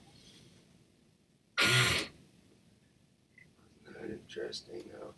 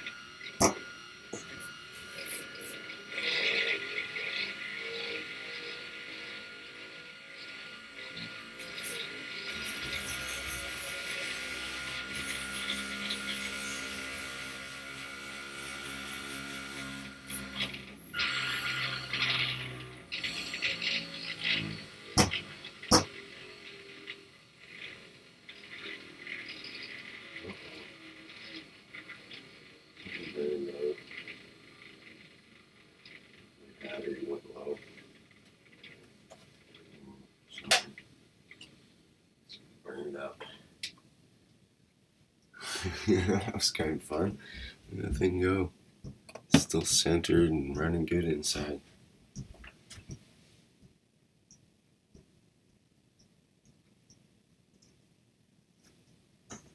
You know, Rick, if you had a, say you had another cord on that big ball that was just directly opposite on the bottom, and it was anchored to something on the floor, and you could then reverse the winds so that when one wound up, the other one unwound, you would hold it maybe more in the center. Might be very interesting to see how that would do. That would maybe take it away from the bouncing, and maybe the Gans inside might be a little happier. That's an anyway, interesting idea. Yeah, that's the thought. The other thing is too, the pendulum is an interesting idea actually, because now we have not only 3 cores rotating, which is one, they're all rotating around the same axis, but then if it starts moving like we saw with the pendulum effect, as we saw partway through here, that gives a whole different dimension to it actually. When you think about it, that's a whole different type of movement. And you know, pendulums are used for various purposes, and one of them is to sense fields. So it's interesting that maybe there's a way to use this with the pendulum motion. Maybe it has some kind of, not when it's banging against the wall there, but if it was just able to be its pendulum, you know, rotating around in a circle basically, rather than just back and forth like a normal pendulum. So it's it just introduces another form, another sort of axis of movement, another type of movement, which makes the fields interact differently. If it was, you know, if that was the top reactor and it was in this pendulum kind of motion, it would have a totally different effect than something that was stationary. Do you notice the 2 spikes on there too? Yeah, there seems to be, I think there's an air bubble in there that the spikes formed on each side of, or at least some sort of bubble on each side of the ball there, which made it more difficult to get it centered. It won't center as easily with the vortex in there trying to pull at it all the time. But it's interesting, yeah. But it's at the top and the bottom of that inner Yeah, sphere. yeah, that happens sometimes with when there's a trapped bubble in there, and when it forms a column. Like normally the bubbles under gravity form a vortex column or a tube, if they're any size at all. This was mentioned recently by Jack in the private class, that he was able to get his bubble in the middle staying in the middle with his rotating reactor. Even though it was vertical, he was able to keep the bubble in the middle without it turning into a tube, but only when it was vibrating, when it was like oscillating really quite severely. And then once, if it's shaking that way, you can keep a bubble in the middle. Otherwise the bubble tends to turn into a tube due to the vortex action of the water and so on. Although I've noticed if you turn the whole thing sideways, then the tube becomes a bubble very easily, and that way you can actually control the bubble. You can keep it as a bubble instead of a tube, even at lower RPMs. And you can even have several bubbles that you can control at the same time, that way if it's sideways. But that's a whole other topic. Yeah, what's interesting is it has a little bit of a planetary dynamic. You know, one spinning in relationship to another that's spinning in relationship to another, you know, planetary or yeah, the Caroline core. Body. Caroline core. Except in the very of course center. they aren't tied to a cord. If you put a dot on each of the inner balls, you would be able to see what it's doing, because they also, the outer ball is spinning, of course, on an axis kind of, and then doing a pendulum, but the inside ones seem to be rotating in some sort of pattern in all the different directions. Yeah, and actually, if you look at the string in this one, it's not centered at all. Whoops, you can see it as when it rotates. Let me give a better example here. That's not the example I thought. right there, for example. You can see there, see how the string is actually the loop and the string and the loop on the ball is actually about an inch or inch and a half variance there. It's not centered at all. It's rotating. The loop on the ball is rotating in a 1 to 1.5 inch circle, and it's almost like it nearly refuses to rotate straight up and down like we see here. As soon as it starts rotating, whoa, well, it's straight there, but after a bit, as soon as it starts wobbling a bit,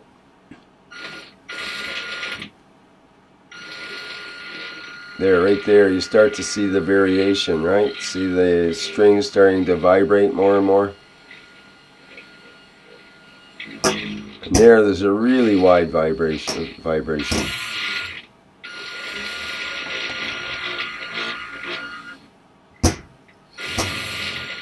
So sometimes it's centered and sometimes it goes pretty wildly off center, actually.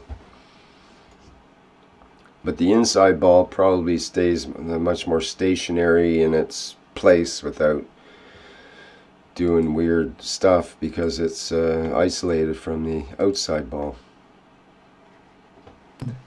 Kind of like the brain or the womb with the embryo. Quite possibly, yes. Yes. Or an egg.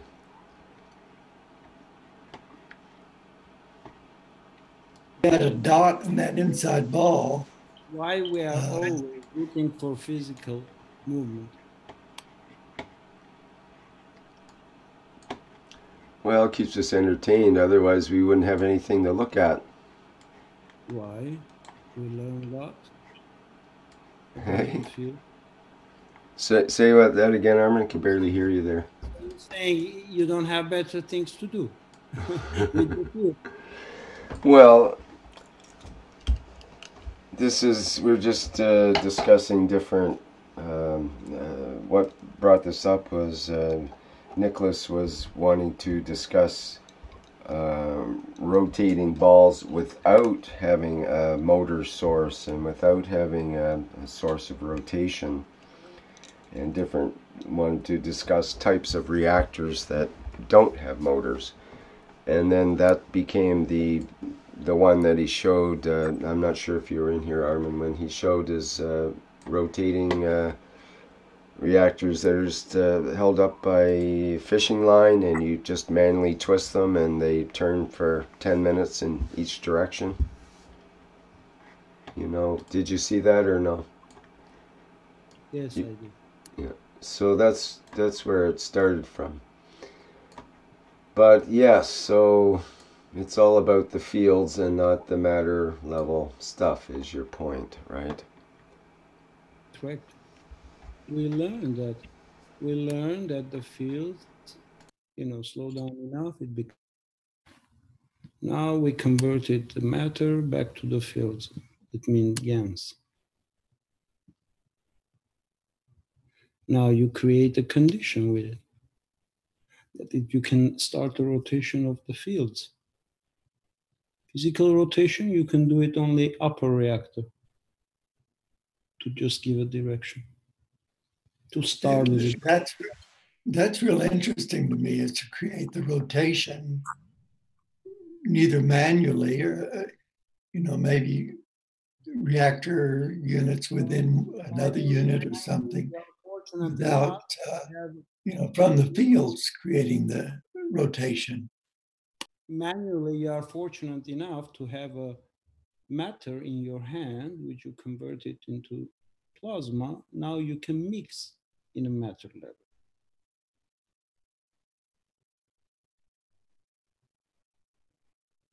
Could you elaborate on that, what you're saying there?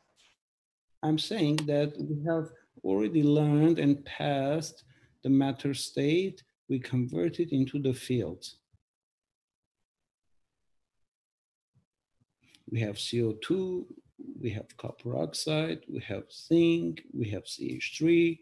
We convert it all. But still, we are looking for physical rotation of it.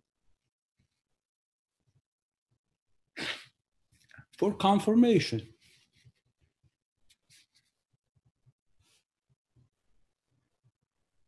But to look different, what you can bring into the environment and how you can force it to rotate.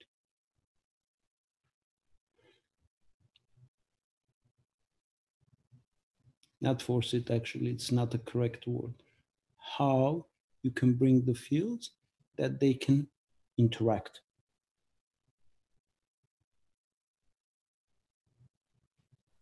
How many layers you want to layer it.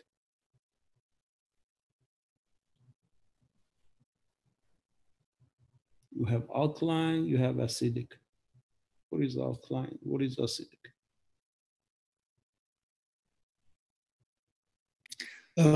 You know, these little devices they've that can be made.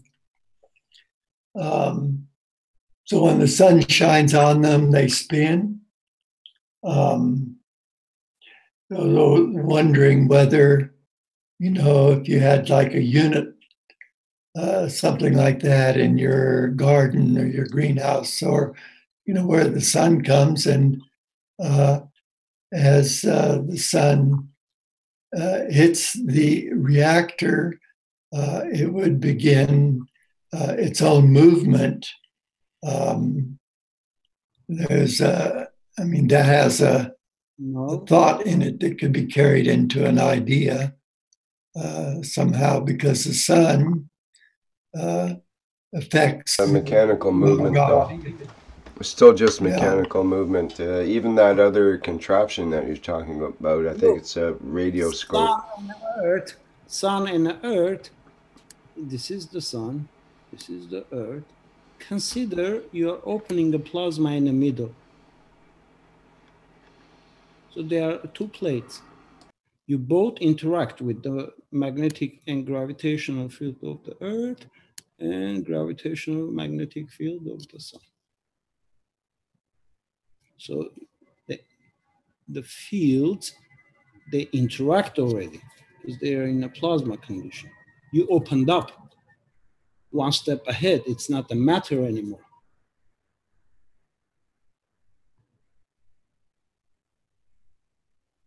So you consider they interact. Mr. Keshe very nicely explained. And they're definitely rotating and definitely traveling at high speeds. They've found particles traveling at actually like a quarter of the speed of light or something like that. Interacting with each other. Mm-hmm. In a free state. Now you have a sun, which is in a more powerful magnetic and gravitational Earth. Nighttime, it absorbs the carbon. Daytime, it releases the oxygen.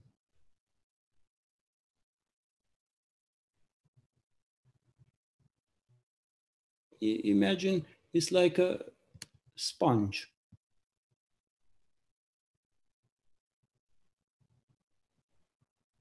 One pushes another pushes, and they are in the middle.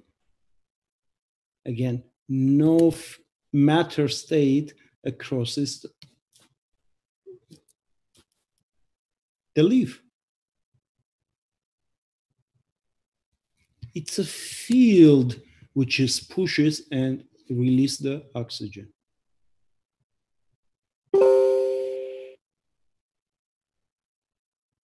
We're not looking at the matter state, we're looking as a field.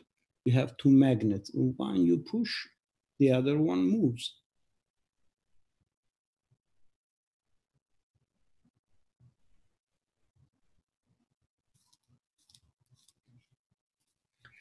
Yes, I'm just beginning to think about it, because now you have all of it. So you have the spheres, you can load it. Even you have a one, you still load it. Different Gans, CO2, CH3, copper oxide. They still, by the field, they will arrange themselves. Remember always Mr. Keshe, turns the plasma this way and says, this is hydrogen, this is carbon, this is copper, this is zinc, gold. They, by the atomic mass, let me explain it that way, still they're going to rearrange themselves.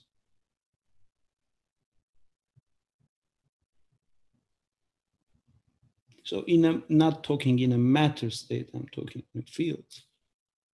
Dogs with dogs, dove with doves. It means copper with copper, CO2 with CO2, and CH3 with hydrogen, H in the middle.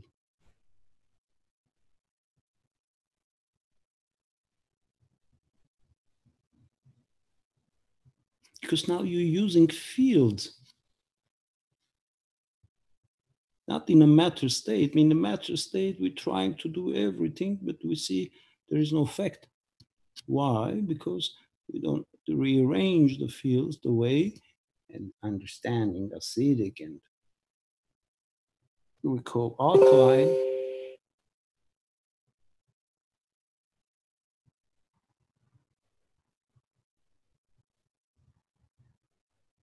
We can create the movement with 4 reactors. This is your sun. This is the energy.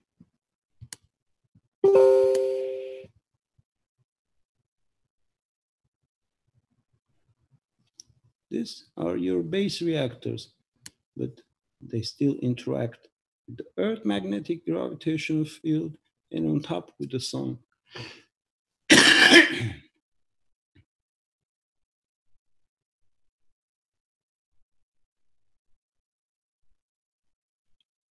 Load your reactors different, little bit. The bottom 3. Different, not the same.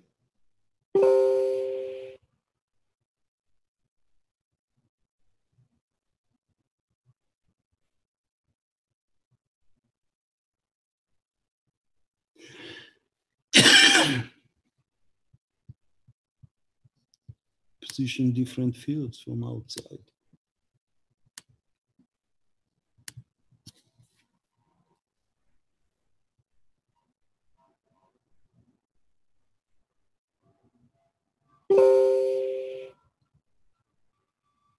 You can rotate only top reactor.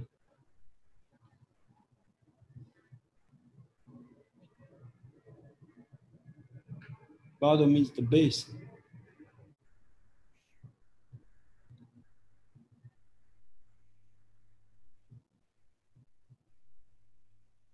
If you centralize this inside, it will be totally different.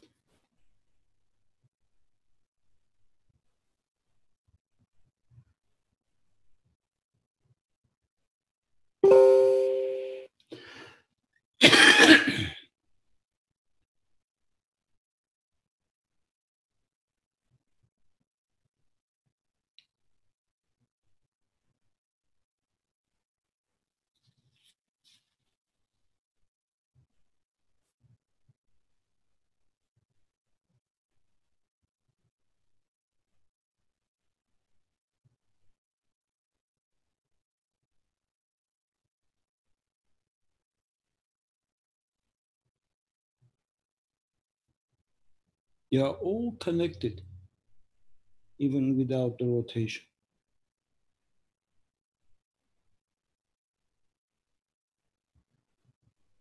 Because they are in a plasma state. You opened up. We learned that already. We passed.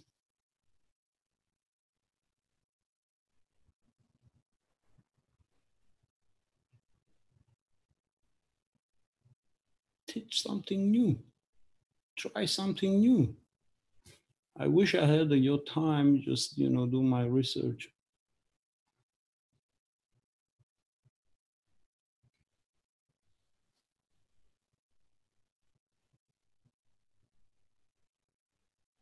the thing, Armin. We can talk forever and ever and ever, but if we never see or feel an effect, then it's all just talk. That's the problem. No, it's not talk. You tried it. You already opened up.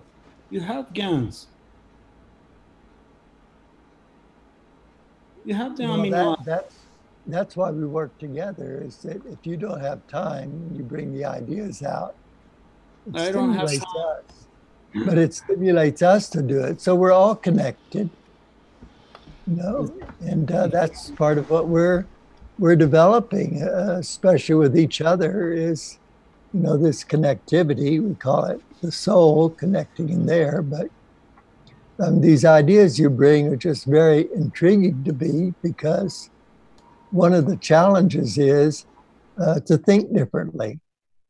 So when at least for me, I have to continually sort of shift my mind to just comprehend, you know, not just intellectually what's happening in these fields with the plasma.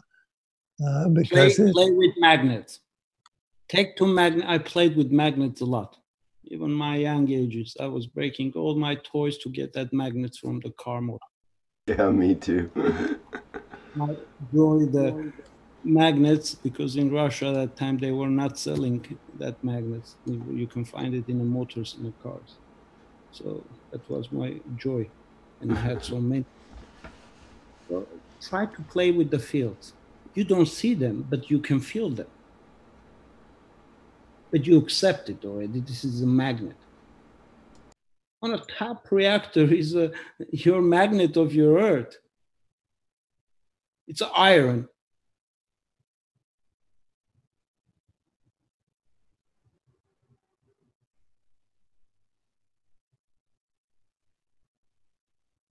And it in a plasma condition.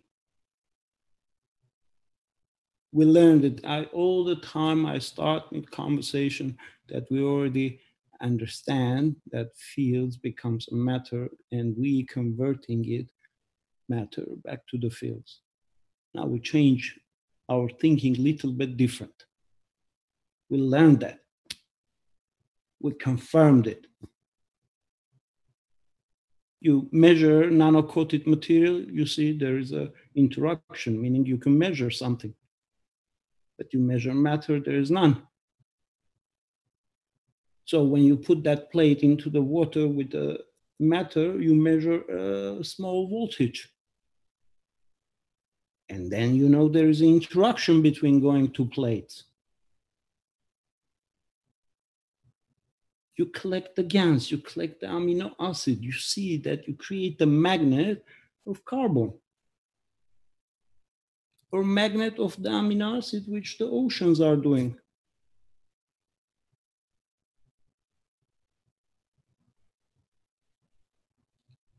So you opened up the fields. You understood that you are creating something in there, or the material is releasing in atomic, you know.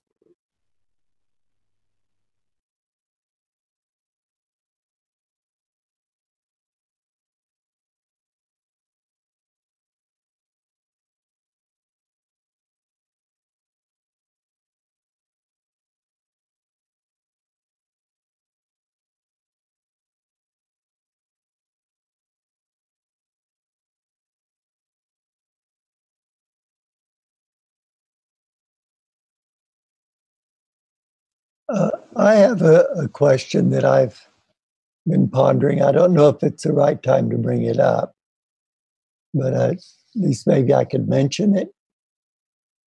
Would that be okay, Rick? So, especially if it can be, if Armin can help us with an answer, maybe. Well, I hope so. So, what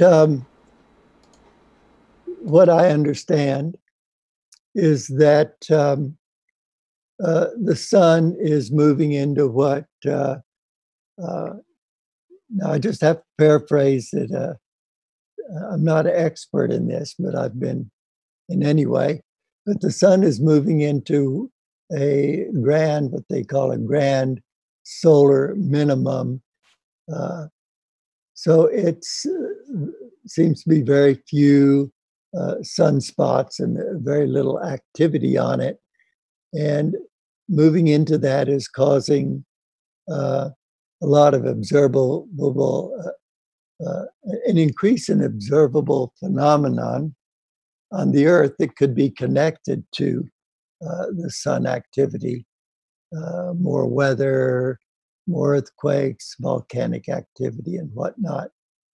And when I listen to some of those that have discussed it, of course, they're not talking about plasma. So at the heart of the activity of the sun and the earth, this must be having a plasma field activity. And I was just wondering if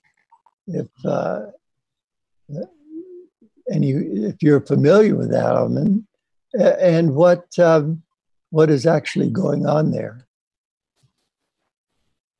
I am sorry, I dropped out, and I just in probably 2 minutes, I'm just listening to your conversation, so I cannot understand your question. What is it, what you're asking for? I understand from some of the scientists or some of the people I'm listening to that we're moving into, or the sun is moving into what we would call a grand solar minimum. Very little sunspots, and the activity is changing significantly. And the observable phenomena seems to be an increase in weather, increase in... Because look, I will explain you simply that you understand. See, everything is in your hand.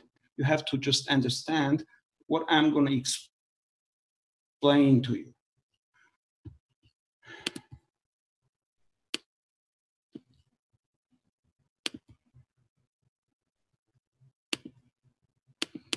I cannot clear this up. Huh? Can, Norman. Can you do this? There we go. Do you want a whiteboard? I see the hand about is in the middle of this. Look. What I'm going to explain to you, and I want you to understand, and I want you to try it at home. This is simply to just put you in the right direction. You have a copper.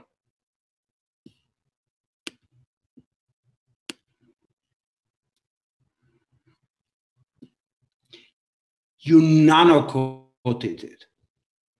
Now the plasma is outside, matter is inside. Before, the plasma was inside, the matter was outside. Meaning, I'll explain you, meaning the fields of the matter, they interact with each other, all of them. But it sits inside. A minute you nano-coat, now the field sits outside, matter sits inside. Look, when you try to nano-coat and then measure only from nano-coated part and cut this part, then measure exactly from the middle part of the metal. And one anode is here, one is here now. Not you measuring the nano-coated part, just measuring the matter part. You will see your voltage will jump 10 times more, 100 times more. Why? Can you explain?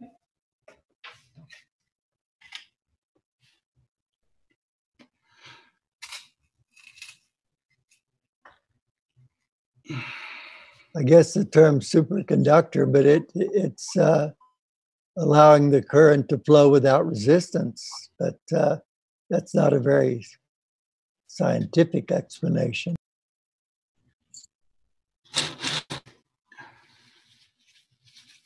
No, because all the nano-coated energies which you were measuring over here, let's say 0.0, let's say 1,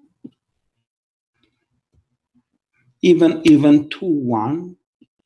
Now, when you measure this, it will go up to half a volt, maybe more. Because all this interaction, the energy you are collecting from the middle part, which is the strongest part, because it absorbs. Look, always higher gives to lower matter. So now you're measuring the totality. And from the middle, that's why it's higher. This is the Earth. The middle part is equator. The fields are over here stronger than the out part.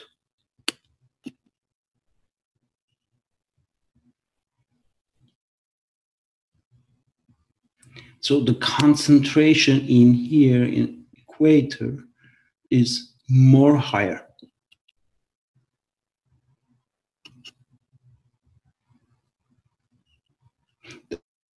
That's why you see all the vegetation grows whole year in here.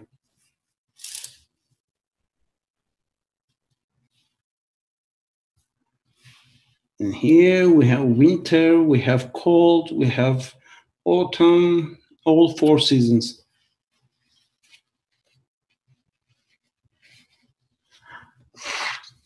It's the same as this nano-coated measuring copper.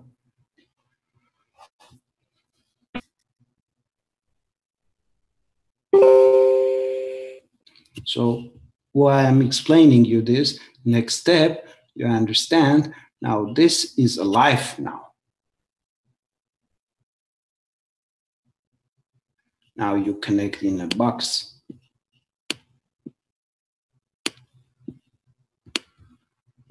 So you're creating Gans out of the interaction. You're releasing the matter into the plasma condition. Individual particles.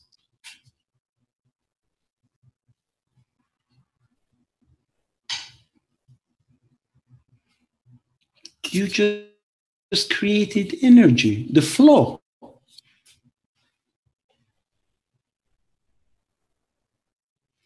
If you put the matter in matter, nothing gonna happen. Nada, because it's no interaction. It's a balanced field.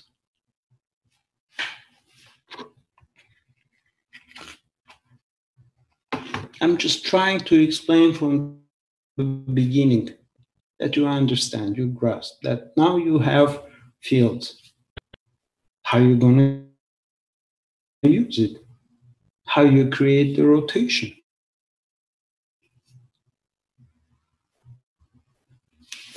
Put top reactor, copper, bottom reactor, put zinc, Gans.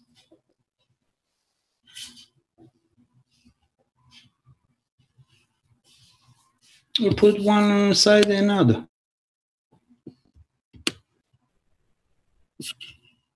Load 2 balls.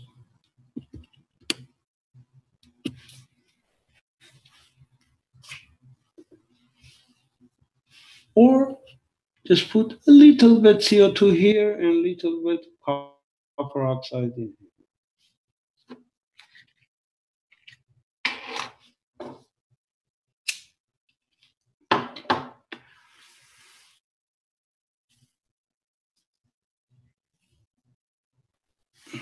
Even you have your CO2 box.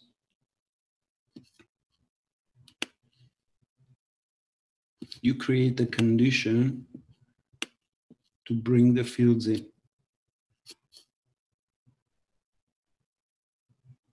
What do you use? Salt. What's in our oceans? Salt.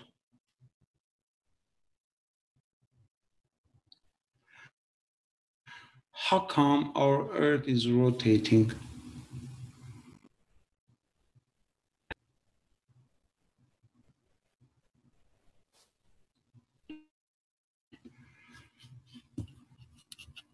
Iron is magnet of our Earth. Oxygen is magnet of our atmosphere. Carbon is magnet from the universe. The fields comes in.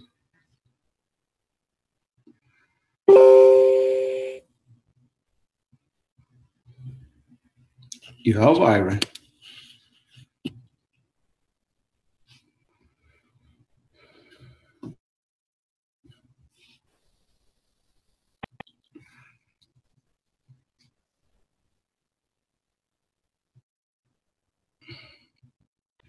Think one step ahead.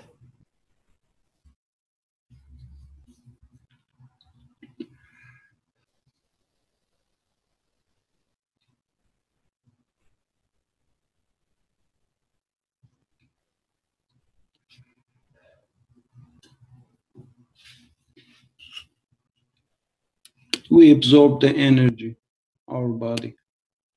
Our body's salinity is different than the plant.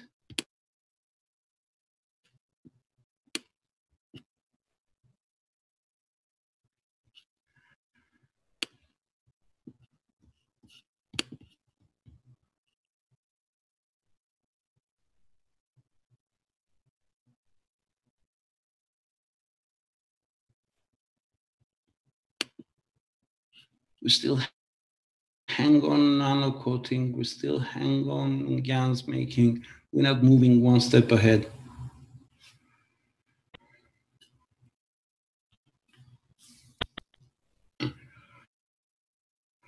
Trying to rotate, they are already connected.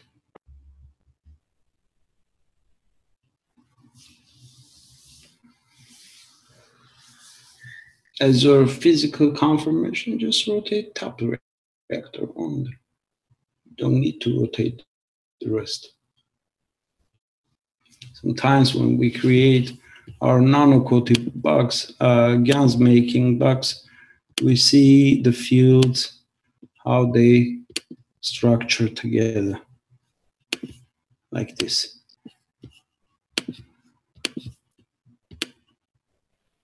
In a rotational move.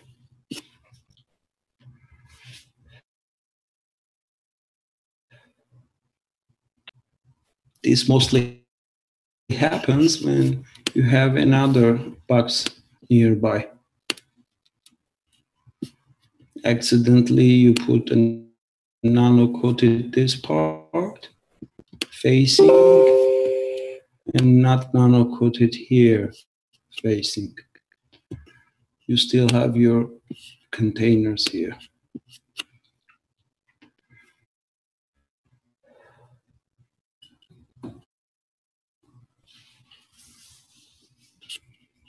This is CH3 box. Try to put the zinc mesh in here and nano-coated, let's say, CO2 box.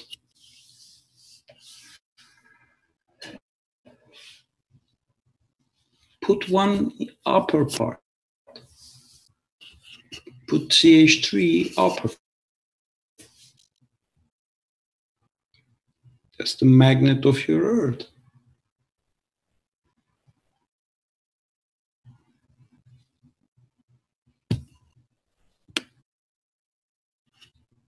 It interacts, huh? You need to start the pull.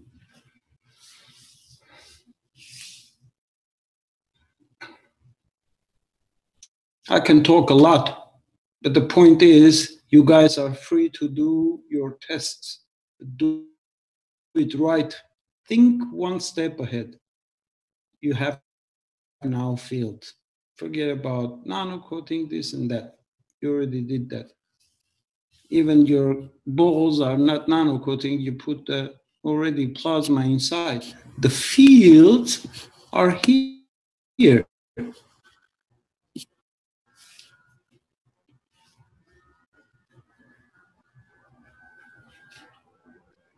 You free them. They're in 360 degrees.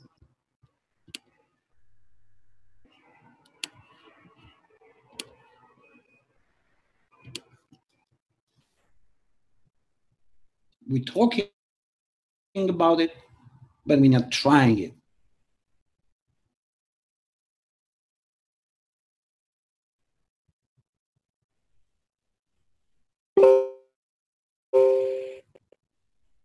Centralize this ball inside. You know, and load it different, of the same. More potent, or lighter. Or more potent, more lighter. Why? Because they will start to interact. Higher fits the lower. So you start the rotation. Sun always fits our Earth. Our Earth fits Sun too. That's why they interact. In the middle, you see the light.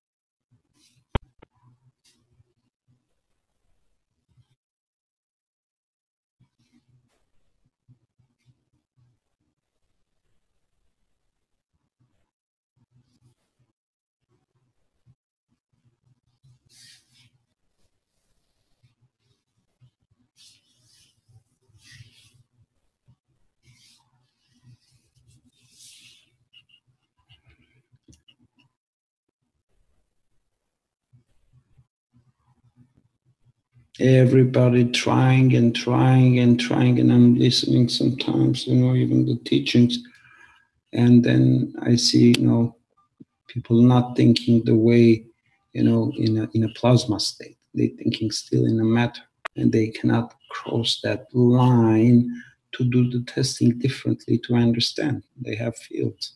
They are fortunate enough, again, that you have matters, you can convert to fields, then you can mix the fields as many as you want.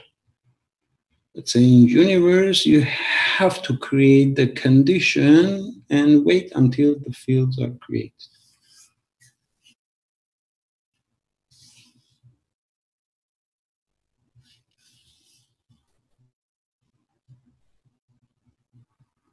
Now you have hundreds of different package fields, gold, iron, silver, plutonium, platinum, everything.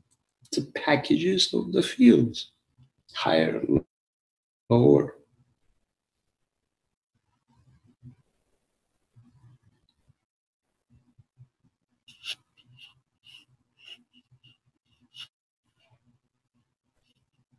Try rotate one ball, leave it the other stationary. But centralize inside the ball. Second ball, centralize it.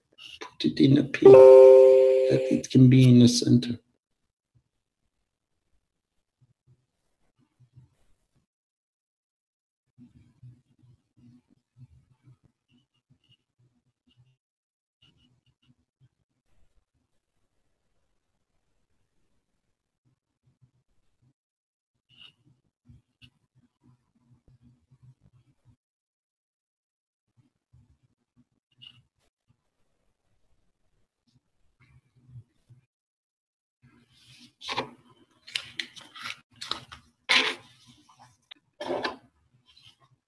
Everybody trying, they're getting aggravated, but they don't want to pay attention and understand.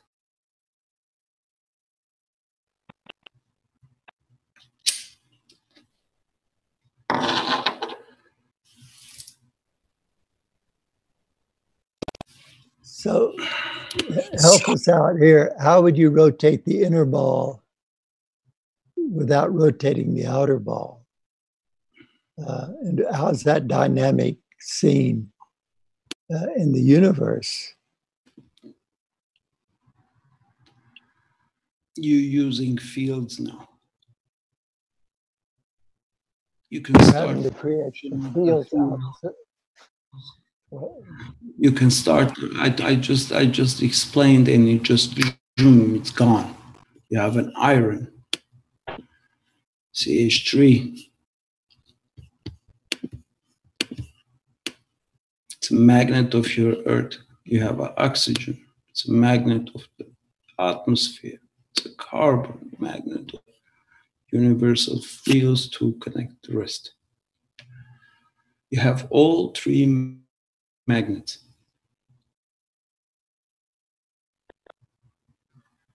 Position it.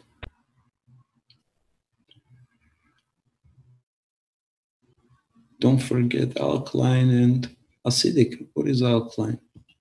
So the topper bowl is acidic. Alkaline, it's takers. They're takers. Acidic, it's a giver.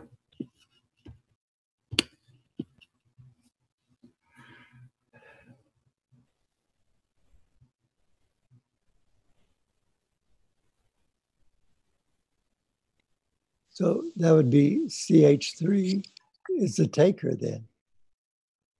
No. Only hydrogen is a giver.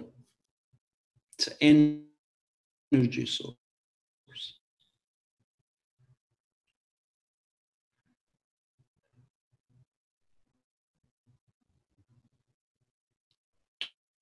Do you understand how you created the hydrogen? Why you think that it's an hydrogen?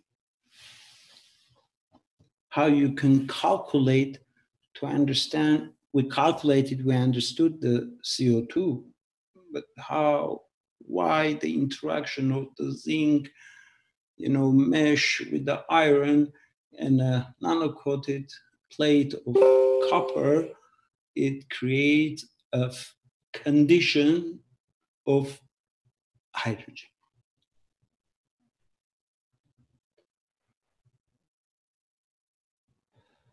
Why we call it CH3? Do we understand even that? Or no? No, be honest, no. We have to. Then we are in a first class again. Let me explain.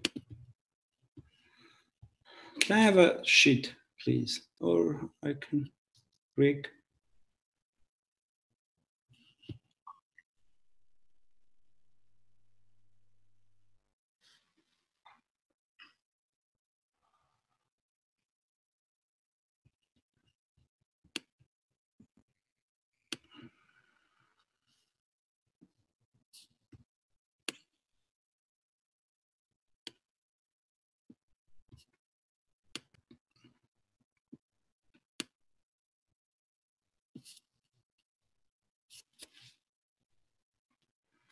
What's iron?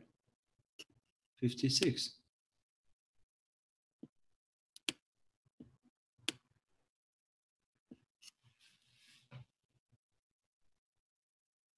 Correct?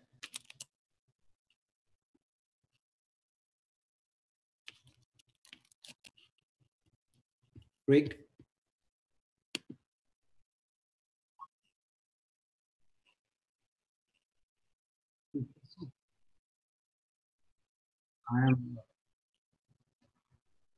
You're right there, yes.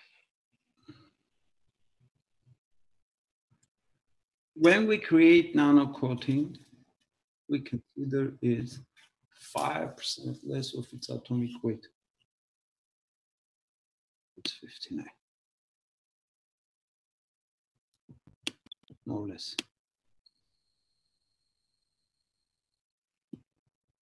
we know that interaction with zinc and copper, we create carbon.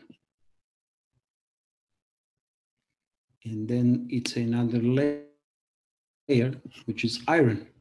Interaction with copper,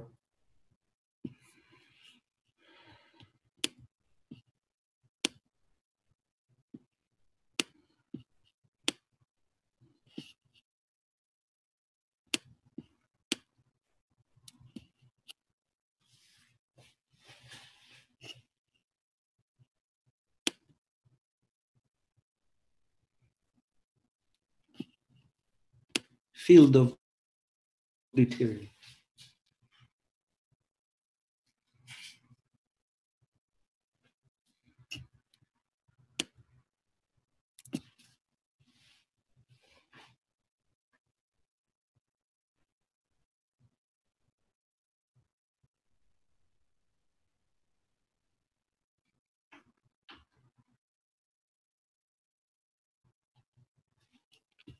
Iron is the magnet of this earth.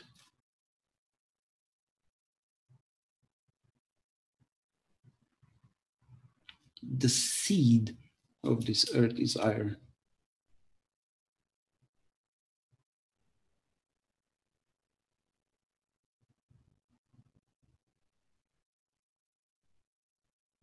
The magnet meaning it brings in, huh?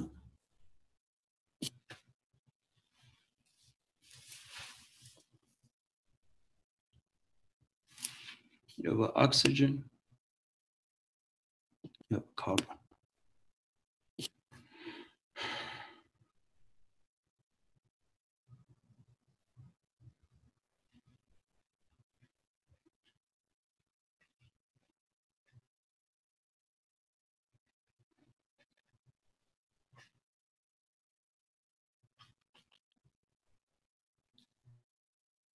We have to understand what condition we create and what we are absorbing as a field. What kind of field we are creating. Magnet for that material.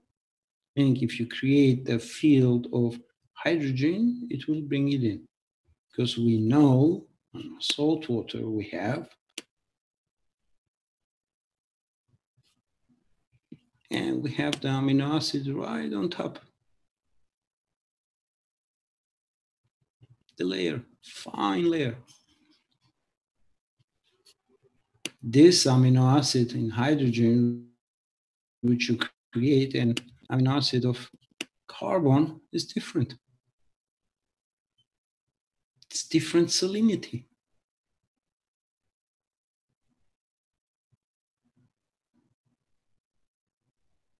You have carbon, you have hydrogen, you have oxygen, and you have nitrogen.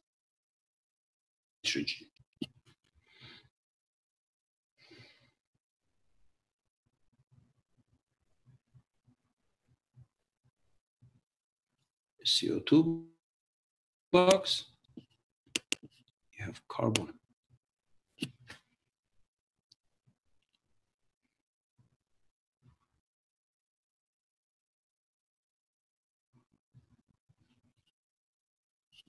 This box, you have hydrogen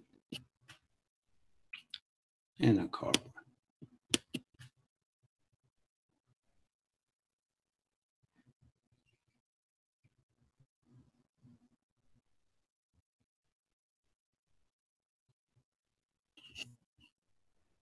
What if you put only iron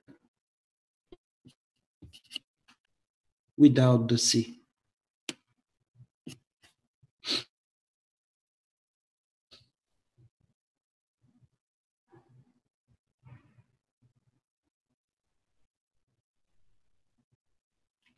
What if you extract the carbon when you have your CH3?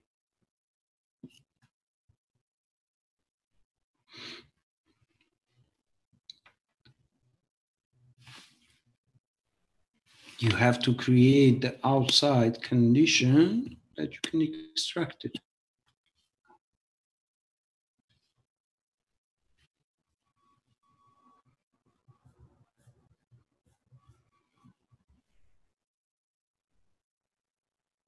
That there is a match.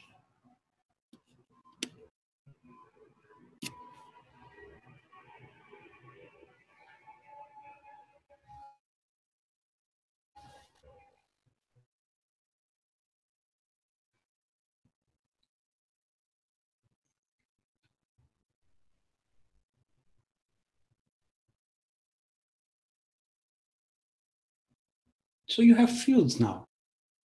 You can absorb or you can add.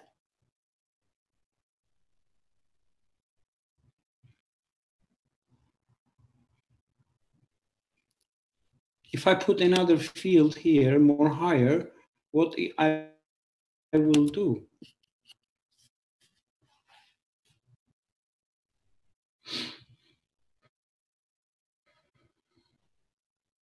I will push this field in here.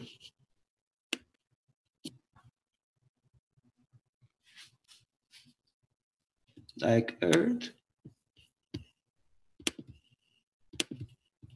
When the sun is not there, its magnetic field, it pushes up.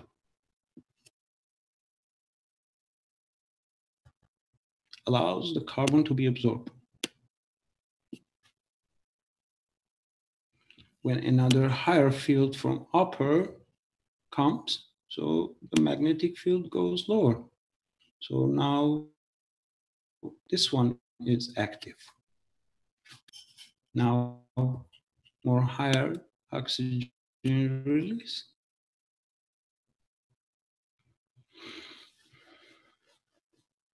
It's a field interaction. Which one pushes more?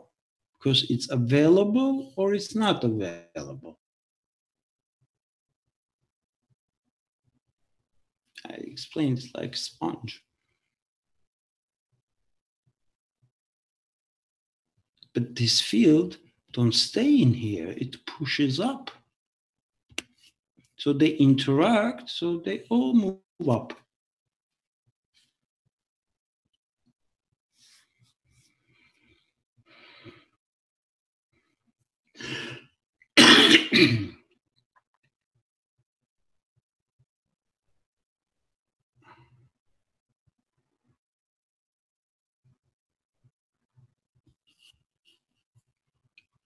Then you will see the physical conformation, whatever you're looking for, the rotation.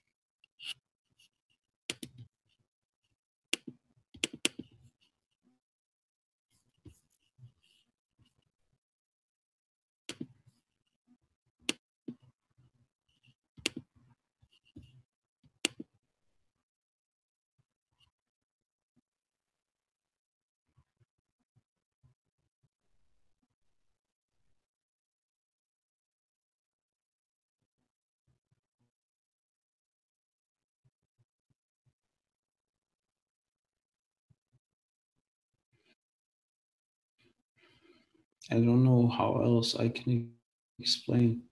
The only thing I can do, just I'm just going to leave what I'm doing and move to lab that we can bring more.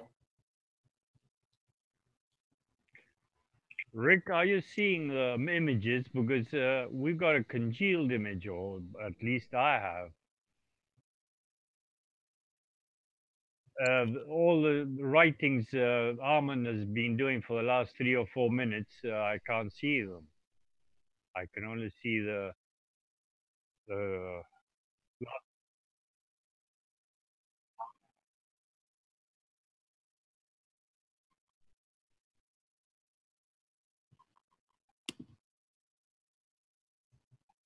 Did you see it?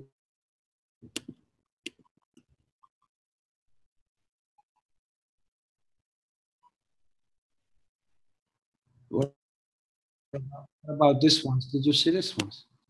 Yes, a blue. Exactly, yes. But we missed about 3 or 4 minutes of all the clicking.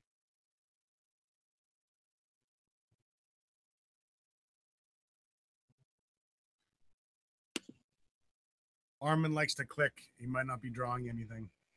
I am doing other things. No. I'm clicking for you guys. For myself. Well, that's a lot to contemplate. And what I'm thinking is better.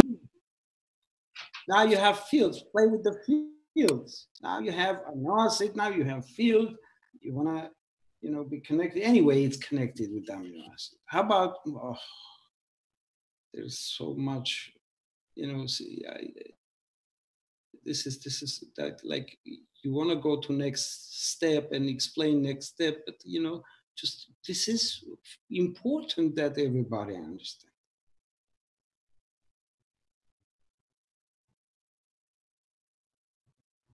Otherwise, everybody will wait. Somebody will do something and they just copy it. No, you do it. You have it already.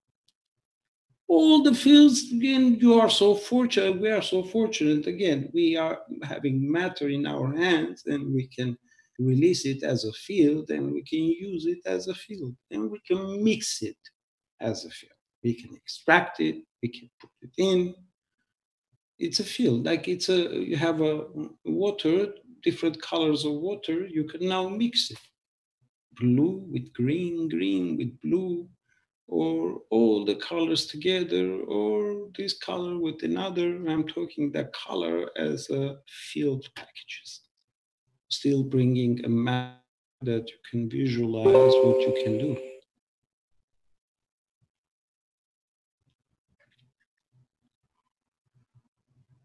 But you believe the magnet that you are holding, there is some fields in there. I'm pushing it and it's moving another, and we call it magnet. Now we don't see that field and we know we released it. Now they are in a free state. So how we can bring it together? How we can create an interaction? We know higher, we know lower. Highest always give the lowest.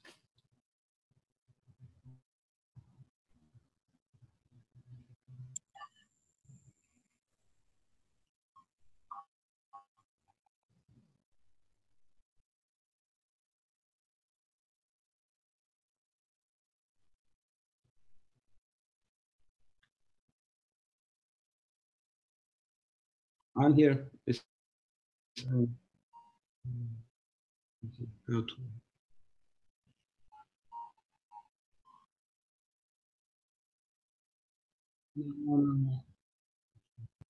I'll be back in 5 minutes, guys. I have.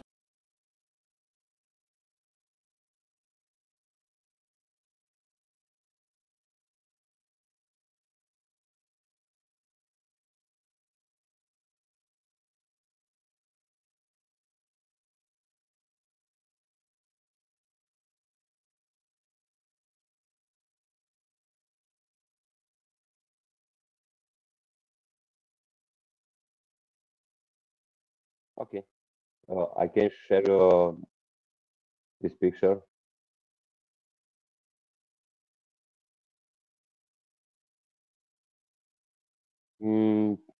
Interact of nanocopper and zinc and iron.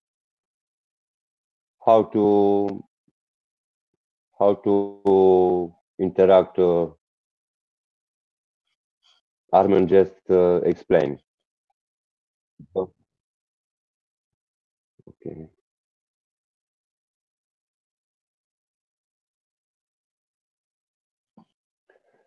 This is about explain how nanocopper interact with nanocopper and iron.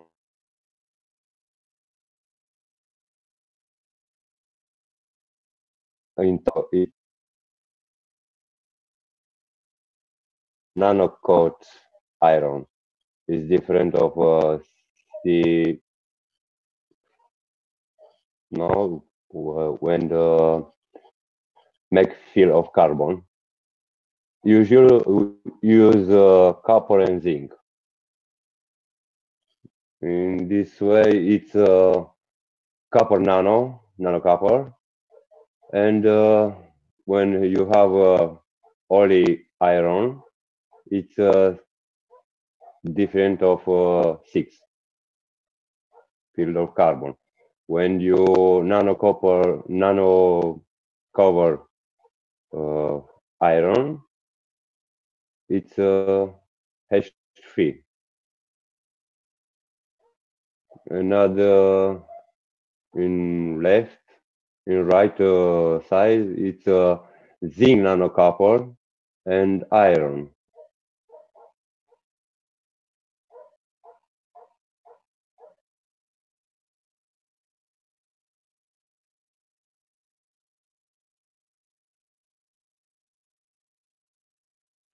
Yes, that's a little more. Yes, how much I have a field of carbon, field of CH3. What Gans it's in the bottom?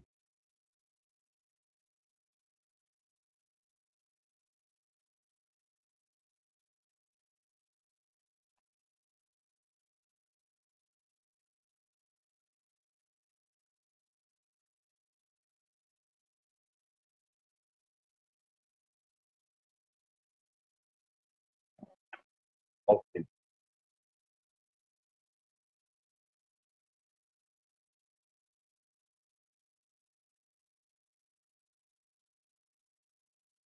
Yes.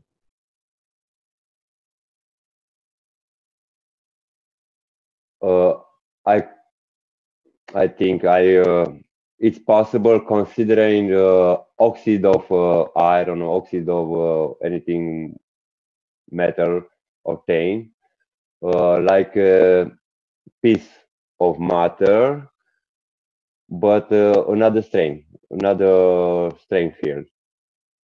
When you have zinc, you have for example, strength of 1. When you have oxide of zinc, you have another field because you add a field of oxygen. When you have a zinc. No. Okay. No. I wait the explanation for understanding better.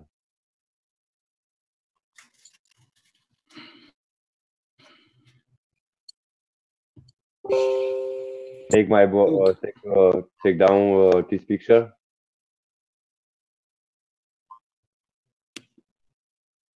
Armin, or do you want to start a new whiteboard? You want to annotate? Yeah. Okay. What happened? It went away. Did you want to annotate on that picture, Armin, or on the whiteboard? Yes, on that picture. Okay, can you bring the picture back up? Yes. Okay. Okay, thank you. I mute my microphone for now. Guys, any interaction, it depends what kind of field package you are putting in.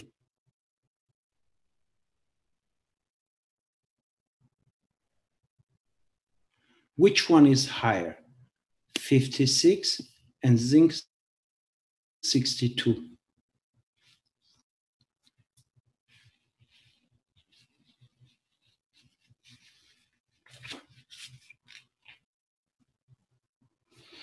You put this one in a matter state. Let me annotate here.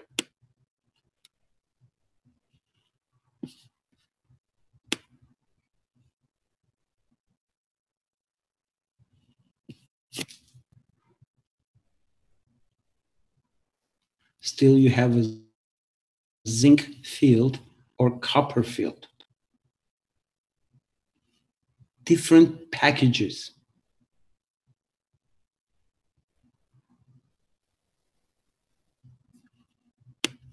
And out of their interaction, you create a carbon.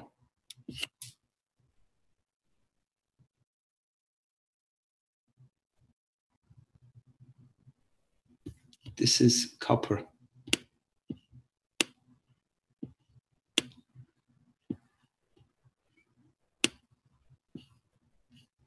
Oxygen, it's because it's available in your box.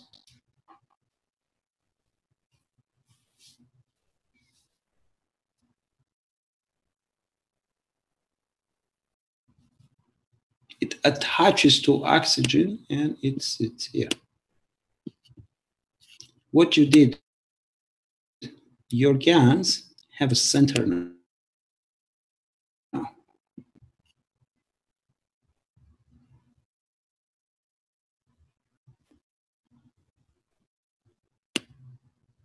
As a field.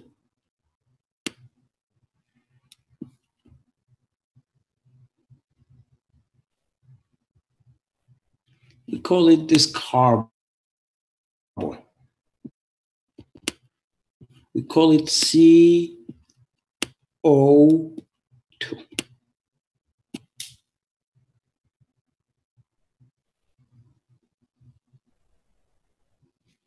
You bring on top carbon, hydrogen, nitrogen, and oxygen.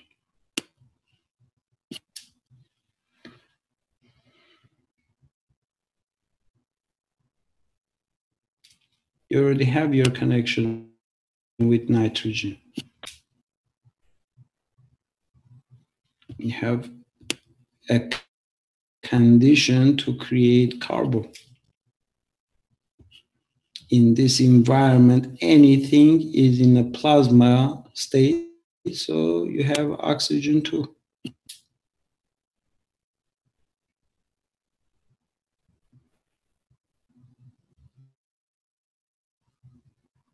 What is your water? H2O.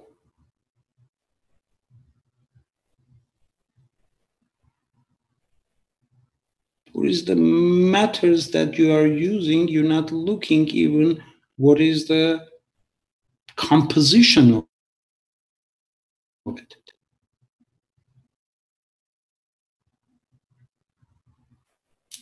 Your nano-coated, your box is now in a plasma conditioner. So matter that this box is made of is carbon and hydrogen.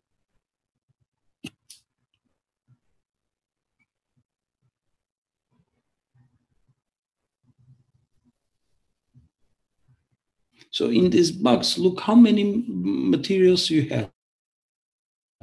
You have carbon, hydrogen, you have H2O, you have nitrogen connection, you have zinc, you have copper.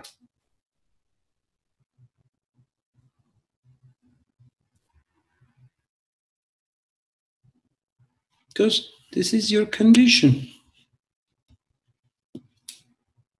The box is the condition because now you're opening up a field. Whatever in that environment, that fields will carry it.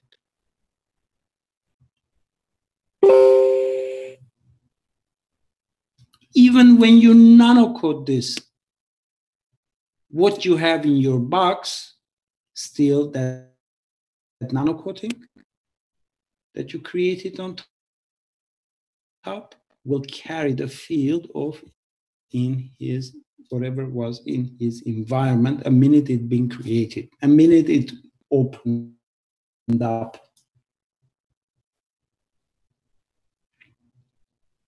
Any life form which on this planet carries all the fields of this planet and even universe have.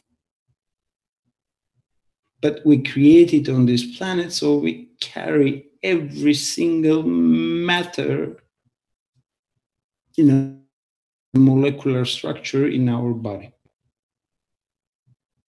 Iron, zinc, copper, uranium, anything, gold, whatever you think, in different proportions. Because we are created in this environment. So now, same thing is in your box. Consider whatever you're going to add, you're going to carry that field.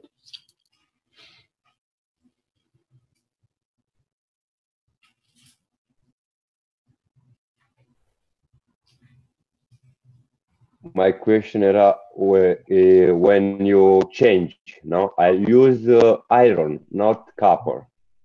I change the condition environment in this box. No, I have zinc nanocoat. Okay, I have amino acid in top.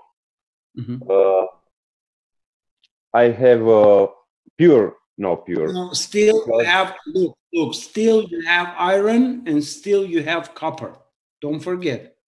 But yes, now iron is in a plasmatic condition and copper is in a matter condition. When you have matter, you carry many strain of any type of field, no? Totality field.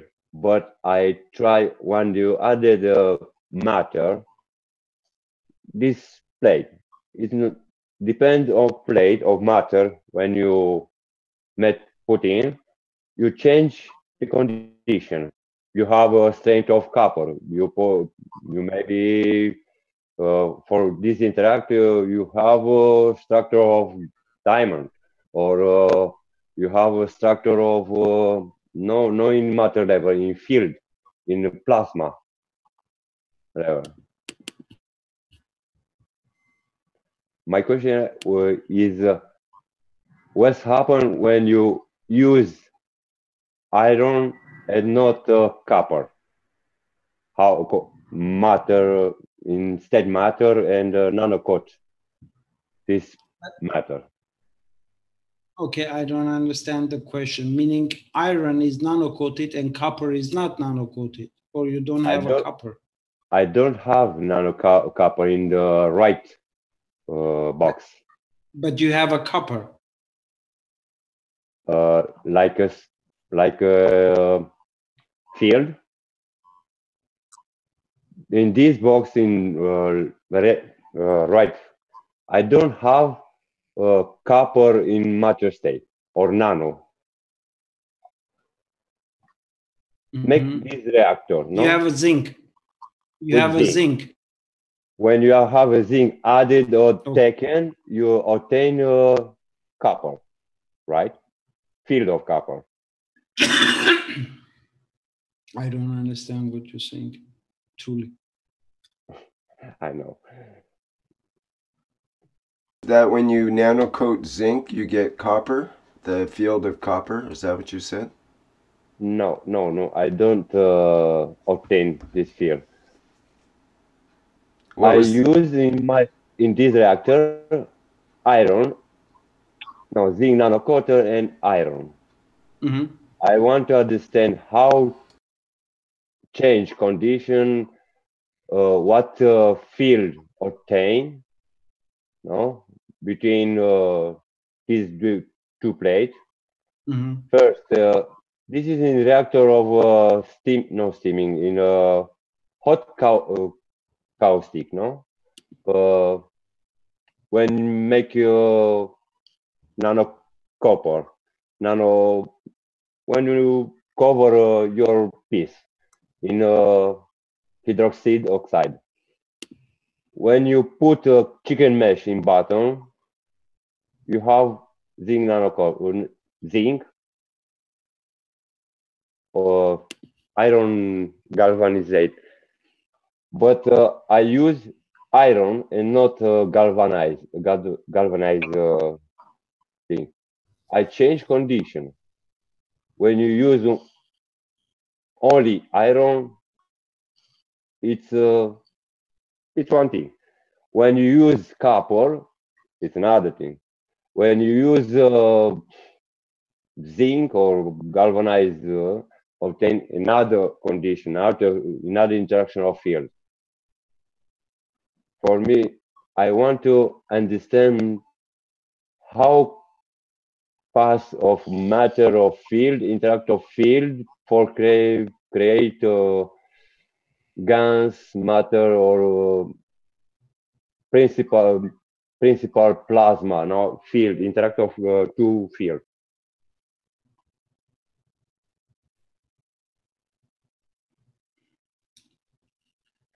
Sure. Say. I am very sorry. I could not understand your question to answer it properly. Yeah, I don't understand either. You're saying you want to know what the result's supposed to be between this nano-coated zinc and iron plate? Is that what you're saying? Yes. This is a question. And then you want to know about the nano-coated copper and the iron. Yes, which we've been told about that was the sort of the old technique of making iron GANs, but it's not correct because it ends up with too much of the matter level iron in the situation. So now we use the zinc coated iron, like you were saying, the screen or something, a galvanized iron, to create the fields. So it's a field GANs that's created rather than the matter level. So that takes care of that one. The other one, the zinc and the iron, I'm not sure. I don't know. I can't remember if is that the technique for CH4 perhaps? Was that CH? No, that was Zinc is 65. Deduct 5%. It's going to be what? 62? Mm-hmm. Right. 60, where is going to be 62 or 60? 62 if it was 5% of 60 is 3. But if it was 5 points off of it, that would be different, of course.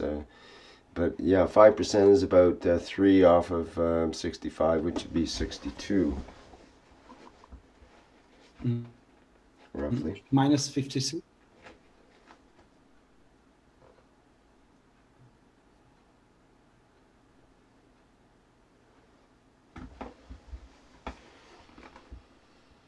I think you said the iron was nano-coated.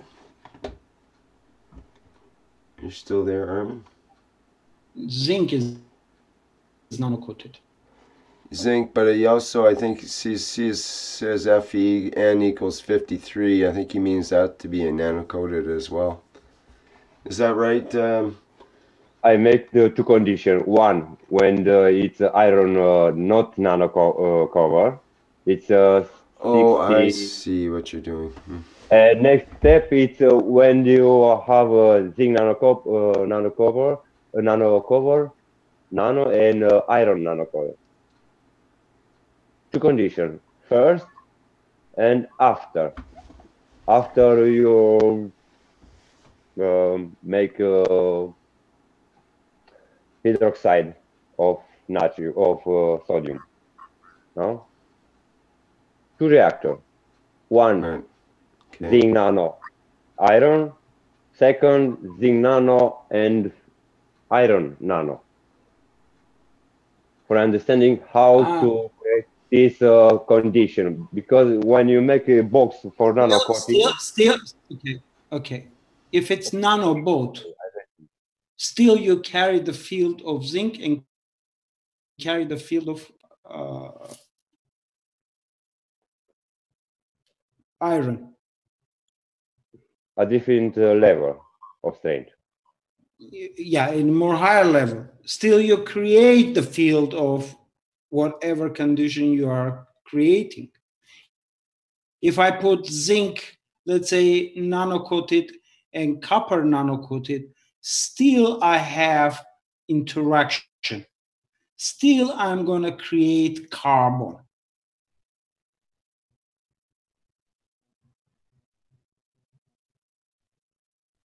Yes, I agree. But for my understanding, it's you create a field of carbon with another element. I use copper because my body, no, my structure of my graph system, I have Gans between me. It's a part of this field of copper, of carbon, because I have amino acid. Every being in this earth is composed of field of interact of amino acid, and when you use another materials or another fields, no, I have carbon, a field of carbon obtained in different way, different strength, different Correct. modality for obtain. Different strength. Okay. This is proper for understanding. I'm sorry. And just understand, if this salinity of here is 4% and the other box is 6%, and even you create a carbon in both boxes, but it's going to be different strength. I want you to understand that. Like a carbon rod and leaf of plant, or another copper nano. No, they are different salinity. Exactly the same two boxes, but except the salt concentration is different, right, Armin? That's what you mean? Yes. Right, and then you'll have like essentially different isotopes of carbon, different heaviness, different strength, field strength. Field strength of carbon. Same matter, but you change your environment. In this case, from salinity. Yeah. Salt is always connection with the nitrogen. Huh?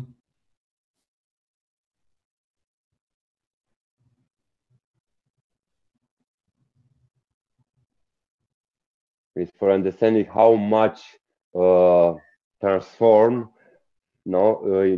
carbon as nitrogen and oxygen in this environment. You have already water, you have oxygen. Yes, in matter state and in Gans state. In Gans state, because it's in a plasma. Yes. So that's why you bring the amino acid, you know. You have every condition to bring the amino acid in. Our oceans, they do the same.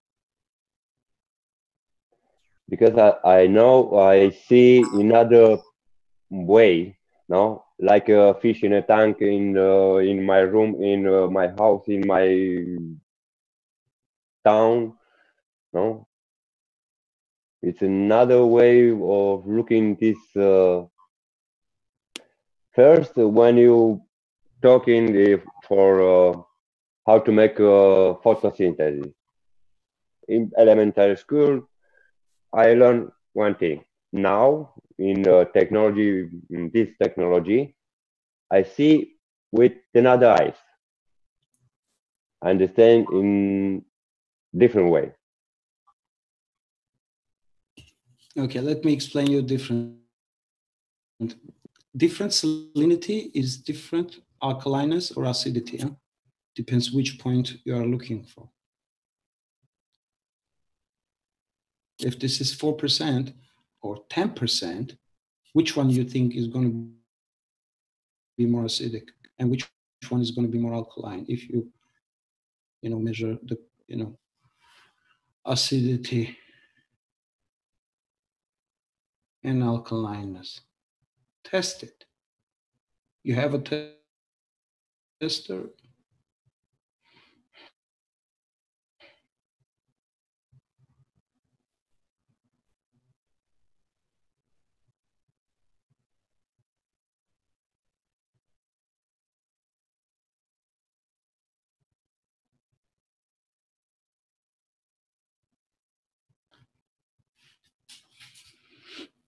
Okay, I'm sorry for bothering, but thank you very much for your explain and because I understand better how and why uh, make this field and different strain.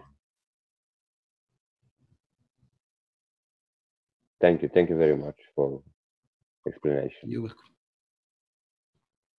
More of a, I add one more thing. Your salt water, which we are throwing out, it's full of fields.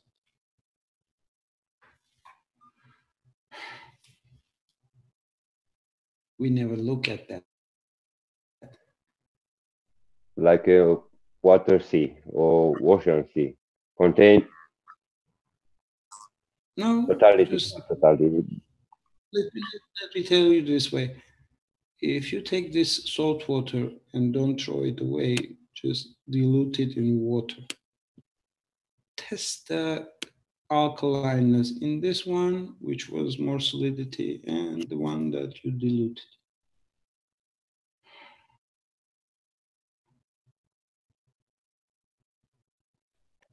Like a washing guns, no? When you have Yeah, when you ppm. wash the gas, don't throw that water. First water, when you dump it, try to make different strength. Yes.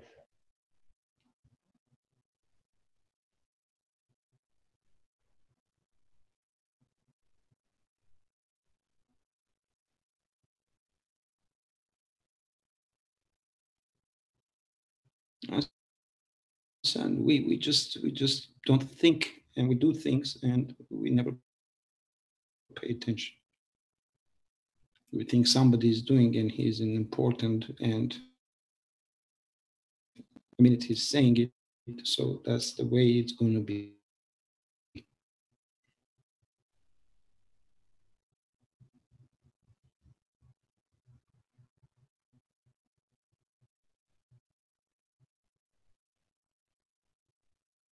We're throwing away higher fields and keeping lower.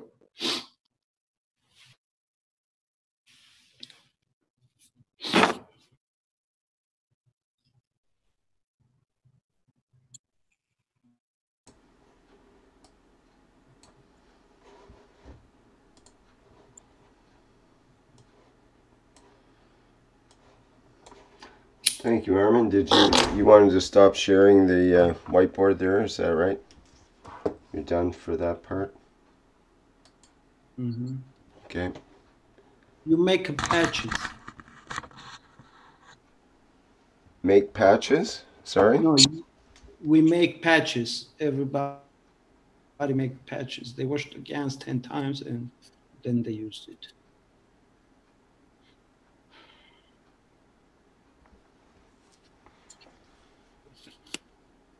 So you're saying people should use the water before it gets totally washed out with it still has the salt in it because it has. Pardon me. Sorry, I interrupted. Every salinity has different acidity or different alkalineness. Guys, think.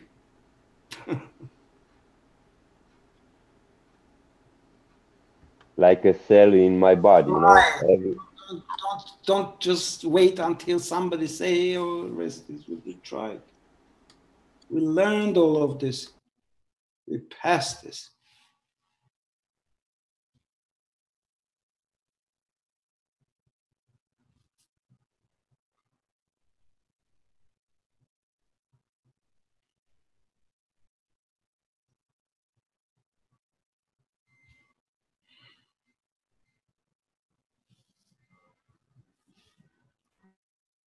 We just do because we've been said this is the way it is.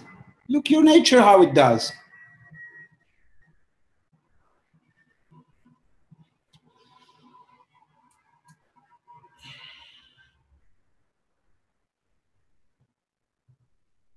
Armin, I have a question. Can I please?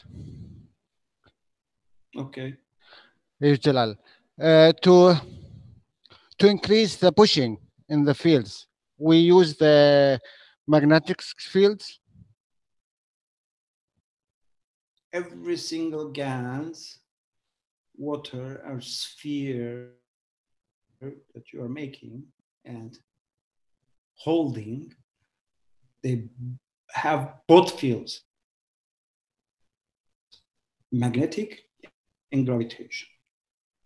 If we learn at school that the proton have plus and electron is minus, and we cannot just cross that barrier and understand the proton have the same plus and minus than electron, because they are the same. So of the mass, they just position themselves. One mass is bigger, another one is smaller. There's no difference.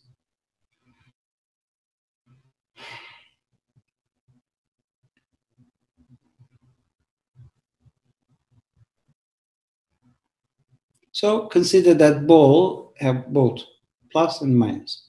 The strength, it's important.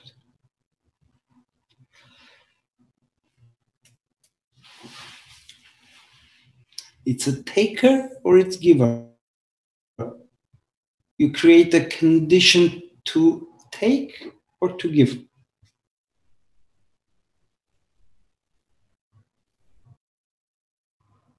I just explained you acidic and alkaline.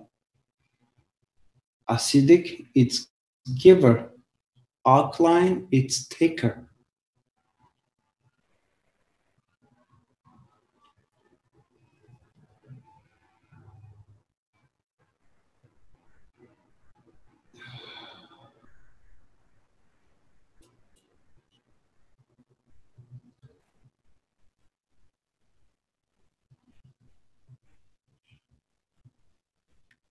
Why you don't create a patch with the salt water? Don't throw that salt water away. Collect it from different boxes, different salinity, different strength.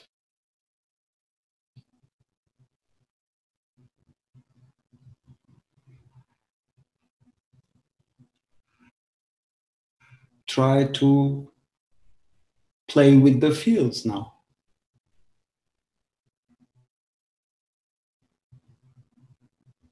Make 3 patches, make 6 patches. Bring in another patch. You have the CO2, bring on top another patch. Bring CH3 or bring copper oxide. You see which one is a giver and which one is a taker. You have a pain.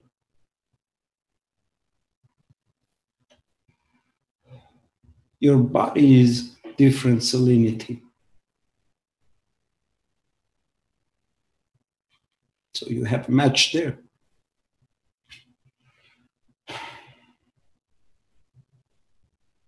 You have to cross that barrier that you understand field interaction.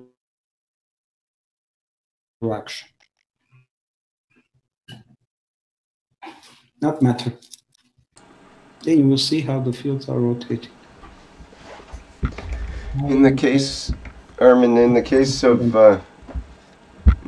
the salt water, and you were mentioning that there's more field interaction and so on.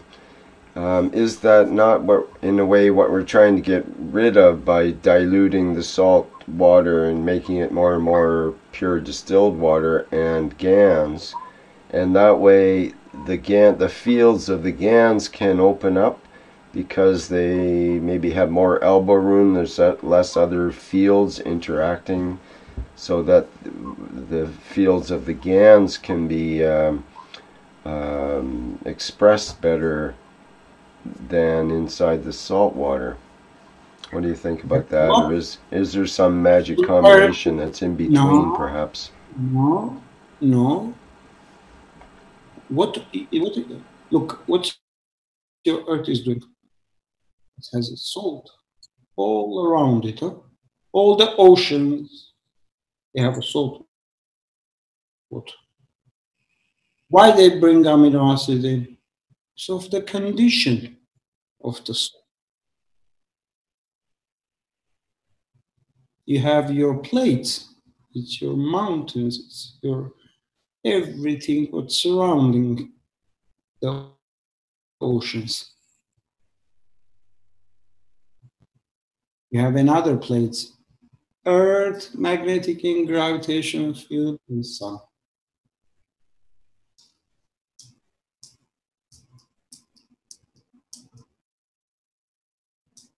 What you're gonna bring it in? What you have available in some oceans, you can see, let's say in Bari, I was there in the ocean when we were going to the beach.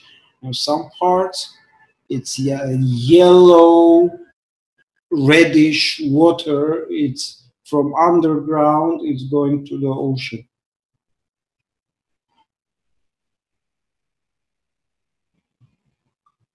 And it's full of fish.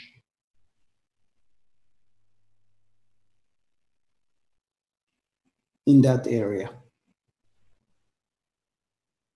And you can see it's iron, it's still going to the ocean. So when you have amino acid, which is on top of the ocean, so it is up, huh?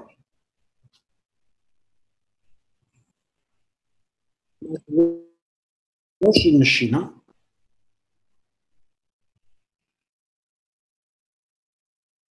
That's why you have life, creation of the life. Now, amino acid production of metals that's available in that territory, in that condition, so the animal life is there.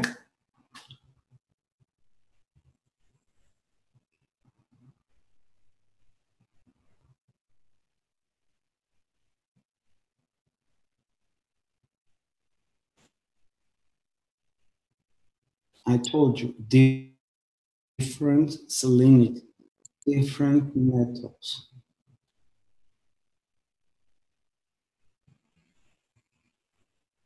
When you create a patch, you create a condition on top of your skin, which the patch is, your hand is between two patches.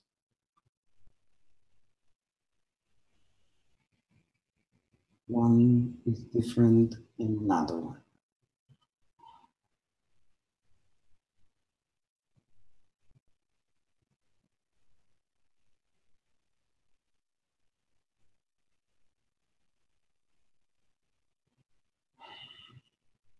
Stop doing what you're doing. You have all the Gans you created. Try to play with it.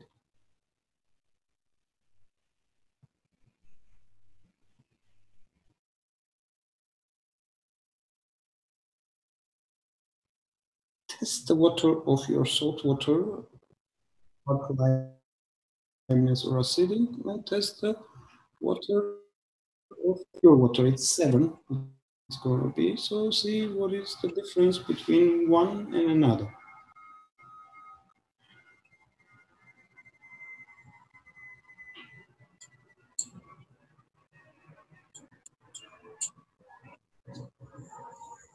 I'm telling you guys, I wish I have a free time, and oh my God, I will not get out from the lab.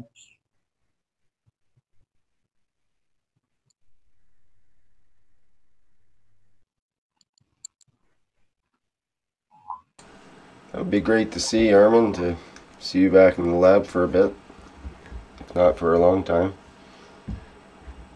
see if we can get some more results happening.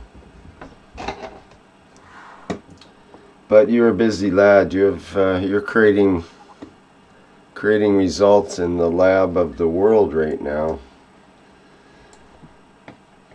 using your own Gans as a mechanism. Mr. Keshe, keep me busy. Yes, he'll keep anyone who's willing busy, I think. It's just it's hard to find the ones that are willing.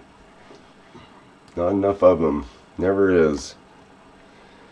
But it's good. It's expanding all the time. There's a lot more going on in the background. Armin could talk for hours about that, but then we'd have to shoot him because he'd be giving us we'd have to shoot each other because we'd all have too much information.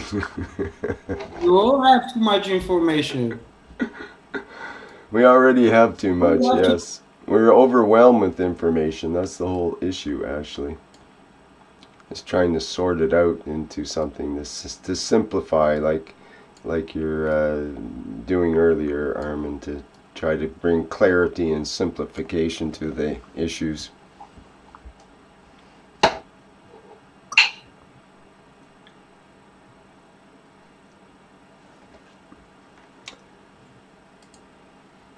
Please, guys.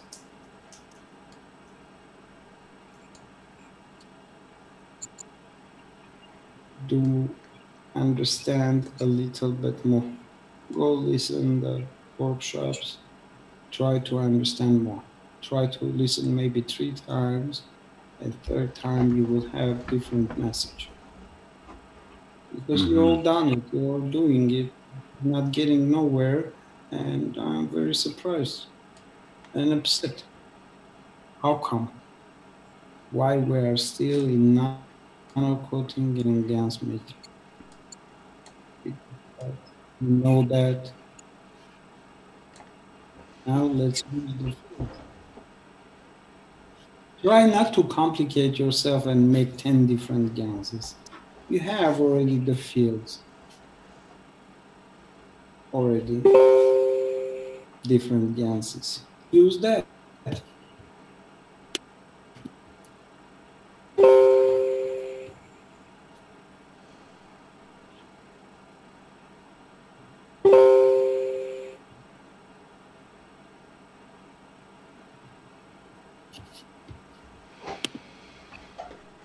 Okay, well, thank you for those words of guidance, Armin.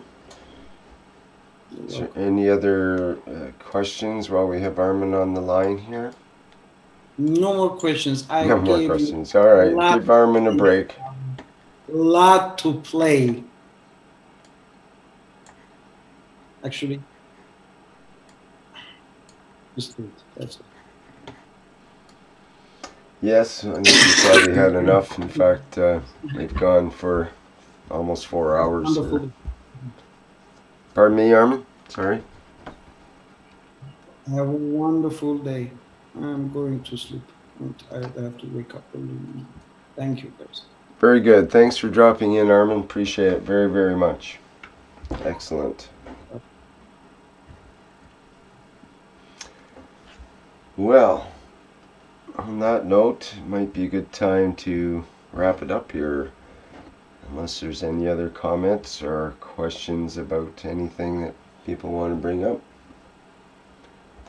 We're almost 4 hours into it here, and certainly you have enough to go off of, and maybe we can attack our experiments with a new with new eyes and with new ears.